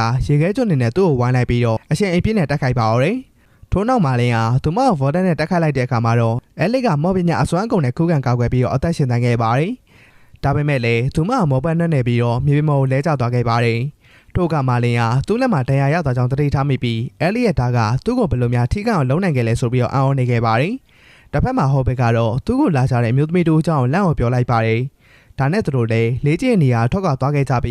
းအဲ့ဒါကိုကိုရိုနာမြင်သွားတဲ့မာလင်စီမှာဂိမ်းရတော့ရှိနေကြောင်းသိလိုက်ရပါတယ်။ထို့နောက်မှာတော့ဟောဘက်ကမာလင်ကိုနိုင်ကလပ်တစ်ခုစီကိုခေါ်သွားခဲ့ပါတယ်။နိုင်ကလပ်ဟာအမျိုးသားရဲ့အတွက်စီစဉ်တစ်ခုဖြစ်ကြောင်းပြောပြီးတော့အနှံ့လိုက်ပြပေးပါတယ်။မာလင်ကဒေးစတိုင်းကယင်းနေ့လိုဝမ်းချက်ပြုတ်နေတဲ့အချိန်မှာဟောဘက်ကဟီလီနာလို့ခေါ်တဲ့မျိုးသမီးတိုးနဲ့မိတ်ဆက်ပေးလိုက်ပါတယ်။သူမကလည်းမာလင်ကိုသိနေပုံရနေခဲ့ပါတယ်။ဟောဘက်နဲ့မာလင်တို့ပြပပနေကြတဲ့အချိန်မှာဖြောပြေတူတူရောက်လာခဲ့ပြီးတော့သူမကတော့ခရိုနာပဲဖြစ်ပါတယ်။သူမသူတို့ရှိမှကားပြနေတဲ့အခါဟောဘက်ကအရန်အားတက်နေခဲ့ပါတယ်။ဒါပေမဲ့ကိုရိုနာကတော့ကိုယူဖို့ပြင်ဆင်နေတဲ့အချိန်မှာမာလင်ကသူမအပြေးမကောင်းကြောင်းနဲ့အိုဟောင်းနေကြောင်းရုတ်တရက်ပြောလိုက်ပါတယ်။ဒါကြောင့်ပဲသူမကဒေါသထွက်သွားခဲ့ပြီးတော့မာလင်ကိုတတ်ဖို့ပြင်ဆင်ခဲ့ပါတယ်။အဲဒီနောက်ဟီလီနာကလည်းသူတို့နဲ့ရုတ်တရက်ပူးပေါင်းပြီးတော့လက်စုံတစ်ယောက်ကမာလင်ကိုရှာနေကြောင်းပြောလိုက်ပါတယ်။ဒါနဲ့မာလင်လည်းဘယ်သူလဲဆိုတော့သိဖို့ထွက်သွားခဲ့ပါတယ်။ဟီလီနာကလောအလန်တစ်ခုဖွင့်လိုက်တဲ့အခါမှာတော့ဘဲကိုခေါ်သွားမလဲဆိုပြီးတော့မာလင်ကအံ့ဩနေခဲ့ပါတယ်။ထို့ကဟီလီနာကသူမရဲ့အဝတ်တွေကိုချိုးလိုက်ပြီးတော့မူလားပုံစံကိုဖော်ပြလိုက်ပါတယ်။သူမဟာဓာတ်ထရီဘီဖြစ်ကြောင်းမာလင်ကသတိထားမိပြီးသူမကိုသူမစတုတ်တာခံမရဲ့ဒီမိုကင်းဖြစ်ကြောင်းဖွင့်ရလိုက်ပါတယ်။မာလင်ကဘာလို့ဒီနေရာမှာရှိနေရလဲလို့မေးလိုက်ပါတယ်။ထို့နောက်မှာတော့ဒီမွန်ဂျန်နယ်ဖြစ်တဲ့အစိုးရကသူမကိုနောက်ဆက်ပေါ်မေးပေးလိုက်ပြီးသူမကမာလင်ကိုစင်းရဲ့ဒုက္ခရောက်နေပုံပဲလို့ပြောလိုက်ပါတယ်။မာလင်ကဘာလို့ဒီမှာနိုင်ကလပ်ဖွင့်ရလဲလို့မေးလိုက်ပါတယ်။ဒါကြောင့်သူမငွေရှာဖို့အတွက်နိုင်ကလပ်ဖွင့်ရတာဖြစ်ကြောင်းရှင်းပြပြီးဒီမွန်စကိုတွေရောက်နေမာလင်ရဲ့ဆိုင်အကြောင်းသတိပေးလိုက်ပါတယ်။မာလင်ကတော့သူမပြောနေတာတွေကိုမသိရဲ့အတွက်အလုပ်ထုတ်ခံရတဲ့အကြောင်းအရာသူ့ရဲ့မသိနားမလည်မှုကြောင့်ဖြစ်တယ်လို့ပြန်ပြောလိုက်ပါတယ်။ မာလင်ကအကြီးကဲတွေကသူ့ကိုပြန်လို့ခြင်းရလားလို့မေးလိုက်ပါတယ်ထို့ကသူမကမာလင်မရှိကြတဲ့ကပထမခန်းရဲ့ဆွမ်းဆောင်ရည်ကတိတ်မကောင်းတော့ကြောင်းရှင်းပြခဲ့ပါတယ်သူရဲ့ဆိုင်ရာငွေချုံးနေပြီးပြန်လာတဲ့အခါမှာတော့အလုပ်တွေအားလုံးကိုပြန်ပြီးအောင်လုပ်ရမှာဖြစ်ကြောင်းပြောလိုက်ပါတယ်ပထမခန်းရဲ့ဆွမ်းဆောင်ရည်ညံ့ဖြစ်မှုကြောင့်သူ့ရဲ့အကျွေးထဲမှာ10ဘီလီယံထပ်တိုးလာကြောင်းသူမပြပြလိုက်ပါတယ်ဒါပေမဲ့မာလင်ကတော့သူ့ရဲ့ဘဝအသစ်နဲ့ပြောနေတဲ့အတွက်ဒီမွန်နယ်မြေကိုဘယ်တော့မှပြန်မလာတော့လို့ပြောလိုက်ပါတယ်သူမကတော့မာလင်ကို Iron Avenger တယောက်ဖြစ်နေတဲ့အတွက်လှောင်ပြောလိုက်ပါတယ်ဒါပေမဲ့မာလင်ကတော့ဒါခိတ္တသာဖြစ်ကြောင်းပြောပြီးသူ့ကိုဘာလို့စကားပြောချင်ရလဲလို့မေးလိုက်ပါတယ်ထို့ကသူမကတိုက်ကြီးမှရှိတဲ့ Helford ရဲ့လှုပ်ဆောင်ချက်တွေကိုသိကြောင်းပြောပြီးသူကတစ်ချိန်လုံးကသူတို့ရဲ့ Envine ကိုတက်ခဲ့ကြောင်းသတိပေးလိုက်ပါတယ်မာလင်ကတော့အဲ့ဒီ Envine ကသူ့ကိုအလုံးလုံးနေတော့စိတ်နှောက်ချက်ဖြစ်အောင်လုပ်ခဲ့တာကိုပြန်အမဲ့ရပြီးဒေါသထွက်သွားကအစစိမ့်မှဖြစ်အောင်ခုတ်ခဲ့ကြောင်းပြန်ပြောလိုက်ပါတယ်ဒါကြောင့်သူမက Helford ကမာလင်ရဲ့ရန်သူဖြစ်တဲ့အတွက်သတိထားဖို့ပြောလိုက်ပါတယ်ဒါပေမဲ့မာလင်ကသူတို့ရဲ့ဝိညာဉ်တွေကိုဓာတ်နဲ့ဖျက်ဆီးပြစ်နိုင်တဲ့အတွက်သူတို့ဟာဘာမှမဟုတ်ကြောင်းမှတ်ချက်ပြုလိုက်ပါတယ်ဒါပေမဲ့သူမကမာလင်ကကဘာကြီးတစ်ခုလုံးဖျက်ဆီးပြစ်နိုင်တဲ့အတွက်အဲ့လိုမျိုးမဖြစ်စေချင်လို့ပြောလိုက်ပါတယ်ဒီနောက်မှာတော့ဟေလီနာနဲ့ဟောဘေးကအိမ်ပြန်သွားပြီဖြစ်ကြောင်းနဲ့နောက်တစ်ခေါက်လာရင်ဈေးနှုန်းလျှော့ပေးမယ်လို့ပြောလိုက်ပါတယ်မာလင်ကတောအုပ်ထဲမှာလမ်းလျှောက်နေတဲ့အချိန်မှာတော့ကိုရိုနာသူ့ရဲ့နောက်ကနေရုတ်တရက်ပေါ်လာခဲ့ပြီးခေါင်းပြတ်ဖို့ကြိုးစားခဲ့ပါတယ်ဒါပေမဲ့သူမရဲ့တက်ခိုက်မှုအလုံးမဖြစ်ခဲ့ပါဘူးအဲဒီနောက်မာလင်ကအဲလစ်ကိုတတိမေသွားအောင်လုပ်ခဲ့တာကိုအမှတ်ရသွားပြီးမတော်တဆပဲလွှဲဆွန်သွားအောင်လုပ်လိုက်မိပါတယ်မာလင်ကတော့သူကိုရိုနာကိုတိုက်ခိုက်လိုက်မိကြောင်းသိလိုက်ရပြီးစိတ်နှောက်ယှက်မပေးဖို့ပြောလိုက်ပါတယ်ကိုရိုနာကတော့မာလင်ဘလောက်တောင်အစွမ်းတက်လဲဆိုတာမယုံနိုင်ပေမဲ့သူ့ရဲ့ trunk အတွက်တော့မာလင်ကဘာမှမဟုတ်သေးဘူးလို့တွေးလိုက်မိပါတယ်မာလင်ကအဲလစ်ကိုတတိမေသွားအောင်လုပ်ပြီးမှတယောက်တည်းထွက်သွားခဲ့တာဖြစ်ပါတယ်ဒါကြောင့်အဲလစ်ကစိတ်ဆိုးပြီးတော့မာလင်ကိုဘယ်သွားနေရလဲလို့မေးလိုက်ပါတယ်မာလင်ကတော့လမ်းလျှောက်နေရလို့ပြောပေမဲ့အဲလစ်ကတော့မယုံခဲ့ပါဘူးမာလင်ကအဲ့ဒါသူမနဲ့မဆိုင်ဘူးလို့ပြန်ပြောတဲ့အခါအဲလစ်ကတော့သူ့ကိုလက်ထပ်ပြီးသားဖြစ်ကြောင်းမာလင်ကတခြားမိန်းကလေးတွေနဲ့ရှုံနေရင်အားလုံးကသူမကိုအထင်သေးမှဖြစ်တဲ့အကြောင်းပြောပြီးတော့ပြဿနာမရှာဖို့တတိပေးလိုက်ပါတယ်တစ်ချိန်တည်းမှာပဲကိုရိုနာကတော့တောင်ပေါ်မှာသူမရဲ့မော်ပညာကိုသုံးပြီး Holy Dragon လွတ်မြောက်လုပ်ပေးလိုက်ပါတယ်ထို့နောက်မာလင်ကဒီနဂါကိုရှင်နိုင်မှာမဟုတ်လို့လည်းတွေးလိုက်ပါတယ်မာလင်နဲ့အဲလစ်တို့ဟာခိုင်းရဲ့စာအုပ်တွေအားလုံးကိုထားရှိရဲ့နက်ခတ်ပေတာမျှော်စီအောင်သွားခဲ့ကြပြီးအဲလစ်ကတော့ရဲ့လှုပ်ဝက်ချက်တွေကိုဖွင့်နိုင်မဲ့ပညာရှင်အကြောင်းကိုပြပြပါတယ်တော်ထဲမှာဝက်ထားတဲ့ရန်နာတွေကိုသူမယူသားမှာစိုးရိမ်တဲ့အတွက်မာလင်ကပညာရှင်ကိုမယုံကြောင်းပြောပါတယ်။ဒါပေမဲ့ပညာရှင်ခရိုလိုင်းကတော့သူကပတ်စံကိုစိတ်ဝင်စားလို့ပြောလိုက်ပါတယ်။သူမရဲ့လောဖို့ကင်မဲ့ရိုဆက်တီကမာလင်ကချစ်စရာကောင်းကြောင်းပြောပြီးအဲလစ်ကိုလည်းမင်္ဂလာဆောင်တဲ့အတွက်ဂုဏ်ပြုစကားဆိုလိုက်ပါတယ်။အဲလစ်ကစိတ်တူတမ်းမှန်သိထားတဲ့အတွက်သူမကဘယ်လိုလက်ထက်လိုက်လဲဆိုပြီးတော့မယုံနိုင်ဖြစ်နေခဲ့ရပါတယ်။အဲလစ်ကမာလင်နဲ့ဘာမှမပတ်သက်ကြောင်းရှင်းပြတဲ့အခါရိုဆက်တီကမာလင်ကိုစတင်ပြီးတော့မျိုးဆွဲခဲ့ပါတယ်။ဒါကြောင့်အဲလစ်ကသူမကိုရပ်ဖို့ပြောပြီးသူတို့ကအခန်းပေါ်တွေဖြစ်တဲ့အတွက်မာလင်ကိုတာဝန်ယူပေးရမှာသူ့ရဲ့တာဝန်ဖြစ်တဲ့အကြောင်းရှင်းပြလိုက်ပါတယ်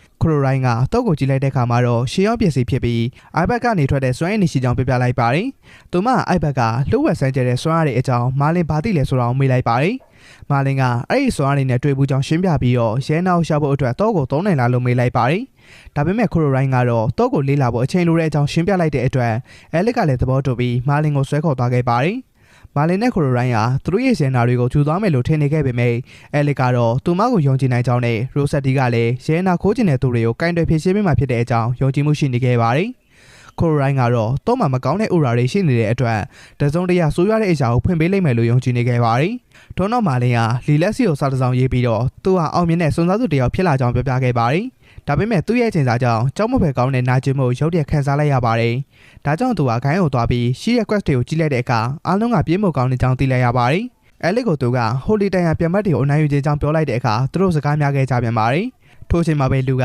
သူတို့အတွက်တည်တံ့စာဝင်တစ်ခုရှိကြောင်းပြောပြလိုက်ပါတယ်။ဖောက်တဲ့သူကသူတို့ကိုဒီ quest ကိုလုပ်ဖို့ရွေးချယ်ခဲ့ကြောင်းရှင်းပြလိုက်ပါတယ်။အဲလစ်ကလည်း quest ကစာကိုကြည့်လိုက်တဲ့အခါမှာတော့ local လို့ခေါ်တဲ့ရွာလေးတွေကို Holy Dragon ကတိုက်ခတ်ခဲ့ကြောင်းသိလိုက်ရပါတယ်။ဖောက်တဲ့ကသူတို့ကိုအနိုင်ယူစေခြင်းကြောင်းပြောတဲ့အခါမှာတော့အဲလစ်ကဒီနဂါဟာနဂါ6တရားတကောင်ဖြစ်ပြီးတော့နိုင်ငံတော်တစ်ခုလုံးကိုဖျက်ဆီးပြစ်နိုင်လောက်တဲ့မော်စွန်အားတွေရှိနေလို့သိနေခဲ့ပါတယ်။ဒါကြောင့်လူကတော့သူတို့ဟာဒီနဂါကိုအနိုင်ယူနိုင်မှာမဟုတ်ဆိုတာကိုထင်နေခဲ့ပါတယ်။မာလင်ကခဏကိုတုံရင်နေတဲ့အတွက်အဲလစ်ကနဂါကိုကြောက်နေရလားလို့တွေးလိုက်ခဲ့ပေမဲ့မာလင်ကတော့စိတ်လှုပ်ရှားနေခဲ့တာပဲဖြစ်ပါတယ်။ဘာကြောင့်လဲဆိုတော့သူကနဂါကိုအနိုင်ယူလိုက်ရင်သူ့ရဲ့တပ်တန်းကိုတစ်နှစ်ခွဲလောက်တိုးနိုင်မှာဖြစ်တဲ့အတွက်ကြောင့်ပါ။ဒါနဲ့သူကအဲလစ်ကိုပွေ့ချသွားပြီးနဂါကိုတူတူတိုက်ဖို့ပြောလိုက်ပါတယ်။တစ်ဖက်မှာတော့ကိုရိုနာဟာနဂါဘာသာစကားနဲ့စကားပြောဖို့ကြိုးစားနေခဲ့ပေမဲ့နဂါကလူသားဘာသာစကားနဲ့ပြောနိုင်တဲ့အတွက်တိတ်နေဖို့ပြောလိုက်ပါတယ်။သူကလူသားတွေကိုဂိူးမဆိုင်ပေမဲ့ကိုရိုနာကသူ့ကိုအချင်းချတာရာကနေလွတ်မြောက်စေခဲ့တဲ့အတွက်ကုညီပြဲမှာဖြစ်ကြောင်းရှင်းပြလိုက်ပါတယ်။နဂါတကောင်အနေနဲ့လူငယ်ရောက်သားတွေကိုချင်းချဖို့အမိန့်ပေးခဲ့တဲ့အတွက်လည်းဒေါသထွက်နေခဲ့ပါတယ်။ ကိုရိုနာကသူတို့ရဲ့ရန်သူတွေဟာအစွမ်းထက်တဲ့အတွက်တေချာပြင်ဆင်မှုလို့ကြောင့်ရှင်းပြခဲ့ပေမဲ့နဂါကတော့သူ့ကိုဘယ်သူမှရှင်းနိုင်မှာမဟုတ်လို့ထင်နေခဲ့ပါတယ်ဒါပေမဲ့ကိုရိုနာကမာလီယာလိုက်ဒရက်ကိုအနိုင်ယူခဲ့ကြောင်းပြောပြီးတော့မစင်မကျင်မနေဖို့တတိပေးလိုက်ပါတယ်နဂါကတော့ဒါမဖြစ်နိုင်လို့ထင်နေခဲ့ပါတယ်ဘာကြောင့်လဲဆိုတော့ဒီမိုကင်းအောင်လိုက်ဒရက်ကိုအနိုင်ယူနိုင်မှာမဟုတ်ဆိုတော့သိထားပြီးတော့လိုက်ဒရက်ကလည်းအကျွမ်းမဲ့အာဏာရှိတဲ့အတွက်ကြောင့်ပဲဖြစ်ပါတယ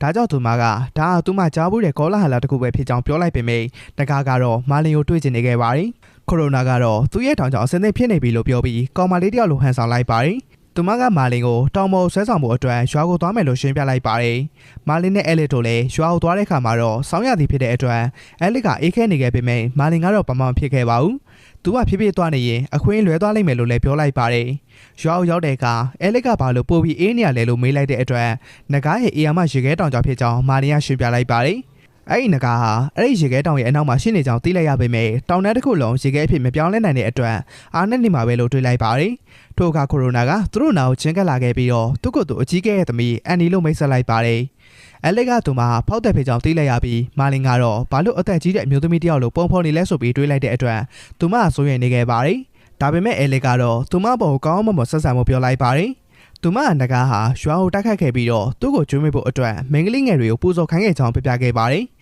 သူမဟာလည်းမနက်ဖြစ်မှာပူဇော်ခံရတော့မယ်လို့ရှင်းပြလိုက်ပါတယ်။မာလင်ကတော့နဂါရီကလူသားတွေကိုစားရတာမကြိုက်ဘူးလို့သိနေတဲ့အတွက်သူမပြောတော့မယုံခဲ့ပါဘူး။ဒါပေမဲ့အဲလစ်ကတော့သူတို့နဂါရီကိုကျူးဆိုင်ပေးမယ်လို့ပြောလိုက်ပါတယ်။ရွာသားတွေကရေခဲတောင်ဖြတ်ဖို့ကြိုးစားနေခဲ့ကြပြီးကိုရိုနာကအကြီးကဲကိုဂိုင်းရဆွန်စားသူတွေရောက်လာပြီးဖြစ်ကြောင်းပြပြလိုက်ပါတယ်။ဒါပေမဲ့အကြီးကဲကတော့နဂါကိုမရှင်းနိုင်တဲ့အတွက်ပြန်သွားဖို့ပြောလိုက်ပါတယ်။နဂါကအသက်ရှူလိုက်ရုံနဲ့ရေခဲတောင်တစ်ခုလုံးဖန်တီးနိုင်ကြောင်းလည်းပြပြလိုက်ပါတယ်။ဒါပေမဲ့မာလင်ကရှိလိုက်တဲ့အတွက်ရွာသားတွေကစိတ်ဆိုးသွားခဲ့ပြီးသူကအခြေအနေကိုအလေးနဲ့မထားဘူးလို့ထင်သွားခဲ့ကြပါတယ်။မာလင်ကရေခဲတောင်ကိုချင်းကပ်သွားပြီးအားလုံးကသူ့ရဲ့ဘန်နဲ့ဖက်နဲ့ဖျက်ဆီးလိုက်မယ်လို့ထင်ခဲ့ကြပါတယ်။ဒါပေမဲ့သူကရေခဲတောင်ကိုလမ်းနဲ့ထိလိုက်ရုံပဲရှိပါသေးရဲ့။ရွာသားတွေကသူကနောက်ပြောက်နေရလို့ထင်နေကြတဲ့အချိန်မှာပဲရေခဲတောင်အရုပ်တရက်ကွဲကြေသွားခဲ့ပါတယ်။မာလင်ဘလောက်တောင်အစွမ်းထက်လဲဆိုတာကိုလည်းအားလုံးကမယုံကြည်နိုင်ဖြစ်နေခဲ့ကြပါတယ်။ညနေခင်းမှာတော့ရွာသားတွေကမာလင်ကိုအစားအစာတွေပေးခဲ့ကြပြီးသူတို့ကဲတင်ခံလိုက်ရပြီလို့တွေးလိုက်ကြပါတယ်။မာလင်ကတော့အစားအသောက်တွေအငန်းမရစားနေခဲ့ပါတယ်။အကြီးကလည်းသူ့ကိုအထင်သေးခဲ့တဲ့အတွက်တောင်းပန်လိုက်ပေမဲ့အဲလစ်ကတော့သူတို့ကိုမထိခိုက်စေချင်တဲ့အတွက်ထွက်သွားခိုင်းခဲ့ကြောင်းပြောလိုက်ပါတယ်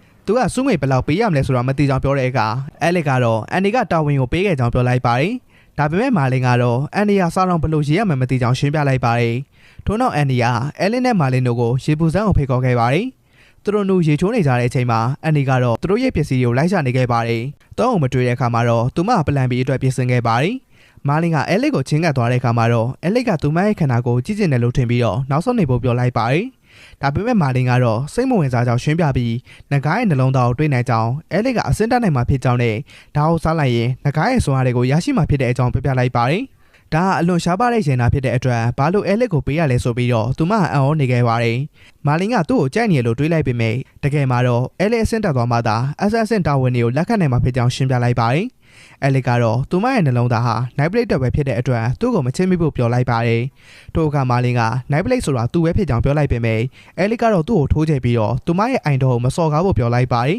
။မာလင်ကနိုင်ပလိတ်နဲ့ရှင်ရင်ဘာမှမဟုတ်ဘူးလို့လည်းပြောလိုက်ပါသေးတယ်။မာလင်ကလည်းအမှန်တိုင်းပြောနေကြောင်းရှင်းပြနေပေမဲ့အဲလစ်ကတော့သူ့ကိုဆက်လက်ထိုးနှံနေခဲ့ပါတယ်။မာလင်ကအဲလစ်ရဲ့သဘောထားကြောင့်နိုင်ပလိတ်ကဘယ်တော့မှလက်ထပ်မှာမဟုတ်ကြောင်းပြောလိုက်တဲ့အခါမှာတော့သူမကတသက်လုံးလူပြိုကြီးဖြစ်ပါစေလို့မာလင်ကိုဆုတောင်းပေးလိုက်ပါတယ်။ထို့အခါမာလင်ကသူ့ရဲ့ချိန်စာကြောင့်ရုတ်တရက်လဲကျသွားခဲ့ရပါတယ်။အဲလစ်ကလည်းဘာဖြစ်သွားခဲ့လဲဆိုပြီးတော့အော်နေခဲ့ပါတယ်။မာလင်ကိုပွေ့ချပြီးတော့ရွာကိုပြန်သွားတဲ့အခါမှာတော့နဂါးကြောက်လာခဲ့တာကိုမြင်လိုက်ရပါတယ်။နဂါးကတော့ရေခဲတောင်ဖြတ်စည်းနေတာကိုထင်ကြည့်ပြီးသူတို့ကကိုရိုနာပြောခဲ့တဲ့စွန်စားသူတွေဖြစ်ကြောင်းသိလိုက်ရပါတယ်။မာလင်ကတတိမိနေတဲ့အတွက်ရွာသားတွေကထိတ်လန့်သွားခဲ့ကြပါတယ်။ဒါကြောင့်အဲလေဟာအကြီးကဲကိုအားလုံးကိုမြေအောင်ခန်းစီကိုခေါ်သွားဖို့ပြောပြီးတော့နဂါးနဲ့တိုက်ခိုက်ဖို့ပြင်ဆင်လိုက်ပါတယ်။အဲလေကသူ့ရဲ့အစွမ်းတက်ဆုံးရေခဲပညာကိုထော်သွင်းလိုက်ပေမဲ့ဘာအကျိုးသက်ရောက်မှုမှမရှိတဲ့အတွက်နဂါးနဲ့မရှင်နိုင်ဘူးဆိုတာသိလိုက်ရပါတယ်။နဂါးကလည်းရေခဲလေးနဲ့သူမကိုတိုက်ခိုက်လိုက်ပြီးအားလုံးပြီးဆုံးသွားပြီလို့တွေးနေတဲ့အချိန်မှာမာလင်ကသူမကိုကယ်တင်ဖို့ရောက်လာခဲ့ပါတယ်။မာလင်ကသူ့အခုပိုကောင်းနေပြီဖြစ်ကြောင်းပြောပြီးနဂါးကိုမြင်ရတဲ့အတွက်ဝမ်းသာကြောင်းနဲ့ဘာလို့စောစောမလာရလဲလို့မေးလိုက်ပါတယ်။ဒါပေမဲ့နဂါကတော့သူ့ကိုမထိဖို့ပြောပြီးမာလင်ကစိတ်မနှံဘူးလားလို့တွေးလိုက်ပါတယ်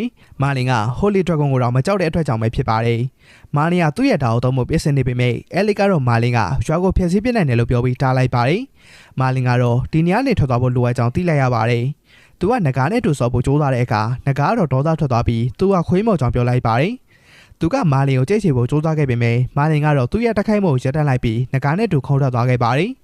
သူတို့တို့ကောင်းကင်ဘက်မှာစတင်တက်ခိုက်ကြတဲ့အခါမာလင်ကနဂါရဲ့အစွမ်းတမှုကြောင့်ပျော်နေခဲ့ပါတယ်သူကအားပြင်းတဲ့ပြိုင်ဘက်ကိုအနိုင်ယူလိုက်ရင်ဟီလင်းဖက်ပိုများကြောင်းပြောလိုက်ပါတယ်နဂါကလည်းသူ့ရဲ့ရေခဲလေးကိုထောက်သွင်းလိုက်ပေမဲ့ဘာအကျိုးသက်ရောက်မှုမှမရှိခဲ့ပါဘူးထို့အခါမာလင်ကသူ့အမော့ပညာနဲ့မထိခိုက်နိုင်ကြောင်းရှင်းပြပြီးဒီမျိုးငင်းတယောက်ဖြစ်ကြောင်းပြပြလိုက်ပါတယ်နဂါကမာလင်ဟာလိုက်ဒရက်ကွန်ကိုတက်ခဲ့လို့ထင်နေခဲ့ပေမဲ့မာလင်ကတော့သူကလိုက်ဒရက်ကွန်ကိုသူ့ရဲ့အိမ်မွေးသစ္စာအဖြစ်ပြောင်းလဲလိုက်တဲ့အတွက်ဘယ်တော့မှမတက်ဘူးလို့ရှင်းပြလိုက်ပါတယ်နဂါကတော့သူ့ရဲ့စကားကိုမယုံကြည်ခဲ့ပါဘူးမာလင်ကဟိုလီဒရက်ကွန်ရဲ့တိတ်ခါကိုလောင်ပြောင်နေတဲ့အတွက်လည်းဒေါသထွက်နေခဲ့ပါတယ်ဒါပေမဲ့မာလင်ကတော့သူ့ရဲ့ပြန်ပဲပို့ပြီးအစွမ်းတက်လာတဲ့အတွက်ပျော်နေခဲ့ပါတယ်ထို့ချိန်မှာကိုရိုနာကအဲလစ်ကိုပေးဖက်လိုက်ပြီးအဲလစ်ကတော့ဘာလို့တခြားလူတွေနဲ့အတူမပုံးနိုင်လဲလို့မေးလိုက်ပါတယ်ဒါပေမဲ့ကိုရိုနာရုတ်တရက်သူမကိုထိုးဖို့စူးစမ်းလိုက်ပါတယ်အဲလစ်ကသူမရဲ့တက်ခိုက်မှုကိုပေးဆို့လိုက်ပြီးတော့ဘသူလဲလို့မေးလိုက်တဲ့အခါမှာကိုရိုနာကမူလားပုံစံကိုဖော်ပြပြီးတော့တောကိုပြန်ဖို့ရောက်လာခဲ့တာဖြစ်ကြောင်းရှင်းပြလိုက်ပါတယ်အဲလစ်ကတော့ဘာမှမသိကြောင်းညင်းဆိုလိုက်ပေမဲ့ကိုရိုနာကတော့သူမကိုဖမ်းဆီးပြီးတော့စစ်ဆေးဖို့ဆောင်ပြလိုက်ပါတယ်ကိုရိုနာကအဲလစ်ရဲ့အာယုံတွေကိုပိတ်ဆို့ဖို့ဓာတ်ထွက်ကိုသုံးပြီးတော့သူမကိုတက်ခိုက်လိုက်ပါတယ်ဒါပေမဲ့အဲလစ်ကတော့ကိုရိုနာကိုထိမှန်အောင်တိုက်ခိုက်နိုင်ခဲ့ပြီးကိုရိုနာမာလင်နဲ့ရှင်ရင်ဘာမှမဟုတ်လို့ပြောလိုက်ပါတယ်။ဒါပေမဲ့ကိုရိုနာရုတ်တရက်ပြန်လည်ကောင်းမွန်သွားခဲ့ပါတယ်။ဒါကြောင့်အဲလစ်ကသူမအန်တက်ဖြစ်ကြောင်းသိလိုက်ရပါတယ်။ကိုရိုနာ4ဟီးရိုးဖြစ်တဲ့အတွက်အရှက်ရစာဖြစ်ကြောင်းပြပြလိုက်ပါတယ်။ဒါနဲ့ကိုရိုနာကအဲလစ်ကိုစတင်တိုက်ခိုက်ပါတယ်။အဲလစ်ကသူမထက်ပိုလာနေတာကိုလက်မခံနိုင်ခဲ့ပါဘူး။ဒါနဲ့သူမကအဲလစ်ကိုထိုးကြိတ်ဖို့ပြင်ဆင်နေတဲ့အချိန်မှာဇိုကအဲလစ်ဟာအရေးကြီးတဲ့တစားကန်ဖြစ်ကြောင်းဖော်ပြလိုက်ပါတယ်။ဒါကြောင့်ကိုရိုနာကသူ့ကိုခေါ်သွားဖို့ပြောပြီးတော့သူမကမာလင်ကိုအနိုင်ယူဖို့လိုနေသေးကြောင်းပြောလိုက်ပါတယ်။တောင်မောက်သွားတဲ့အခါမှာတော့မာလင်ကနဂါနဲ့တက်ခတ်နေတာကိုမြင်လိုက်ရပြီးနဂါကရှုံးနေပုံရပါတယ်။မာလင်ကနဂါကိုပြီးသက်ဖို့ပြင်ဆင်နေတဲ့အချိန်မှာသူ့ရဲ့ချိန်စာရုတ်တရက်ပြန်ပြီးတော့ဒုက္ခပေးလာခဲ့ပါတယ်။ဒါနဲ့ကိုရိုနာကသူ့ကိုကန်ထုတ်ပြီးတော့နဂါကိုသူတို့အတူတူလှောက်ဆောင်နိုင်ကြောင်းပြောလိုက်ပါတယ်။ဒါပေမဲ့နဂါကသူမကိုတွန်းထုတ်လိုက်ပြီးတော့ဝင်မလျှော့ဖို့ပြောလိုက်ပါတယ်။မာလင်ကပြန်ထွက်လာတဲ့အခါနဂါကသူ့ရဲ့ရေခဲပညာနဲ့တိတ်ချေဖို့စူးစမ်းခဲ့ပါတယ်။မာလင်ကတော့သူ့ရဲ့ဓာတ်နဲ့ရေခဲကိုဖျက်ဆီးပစ်လိုက်ပါတယ်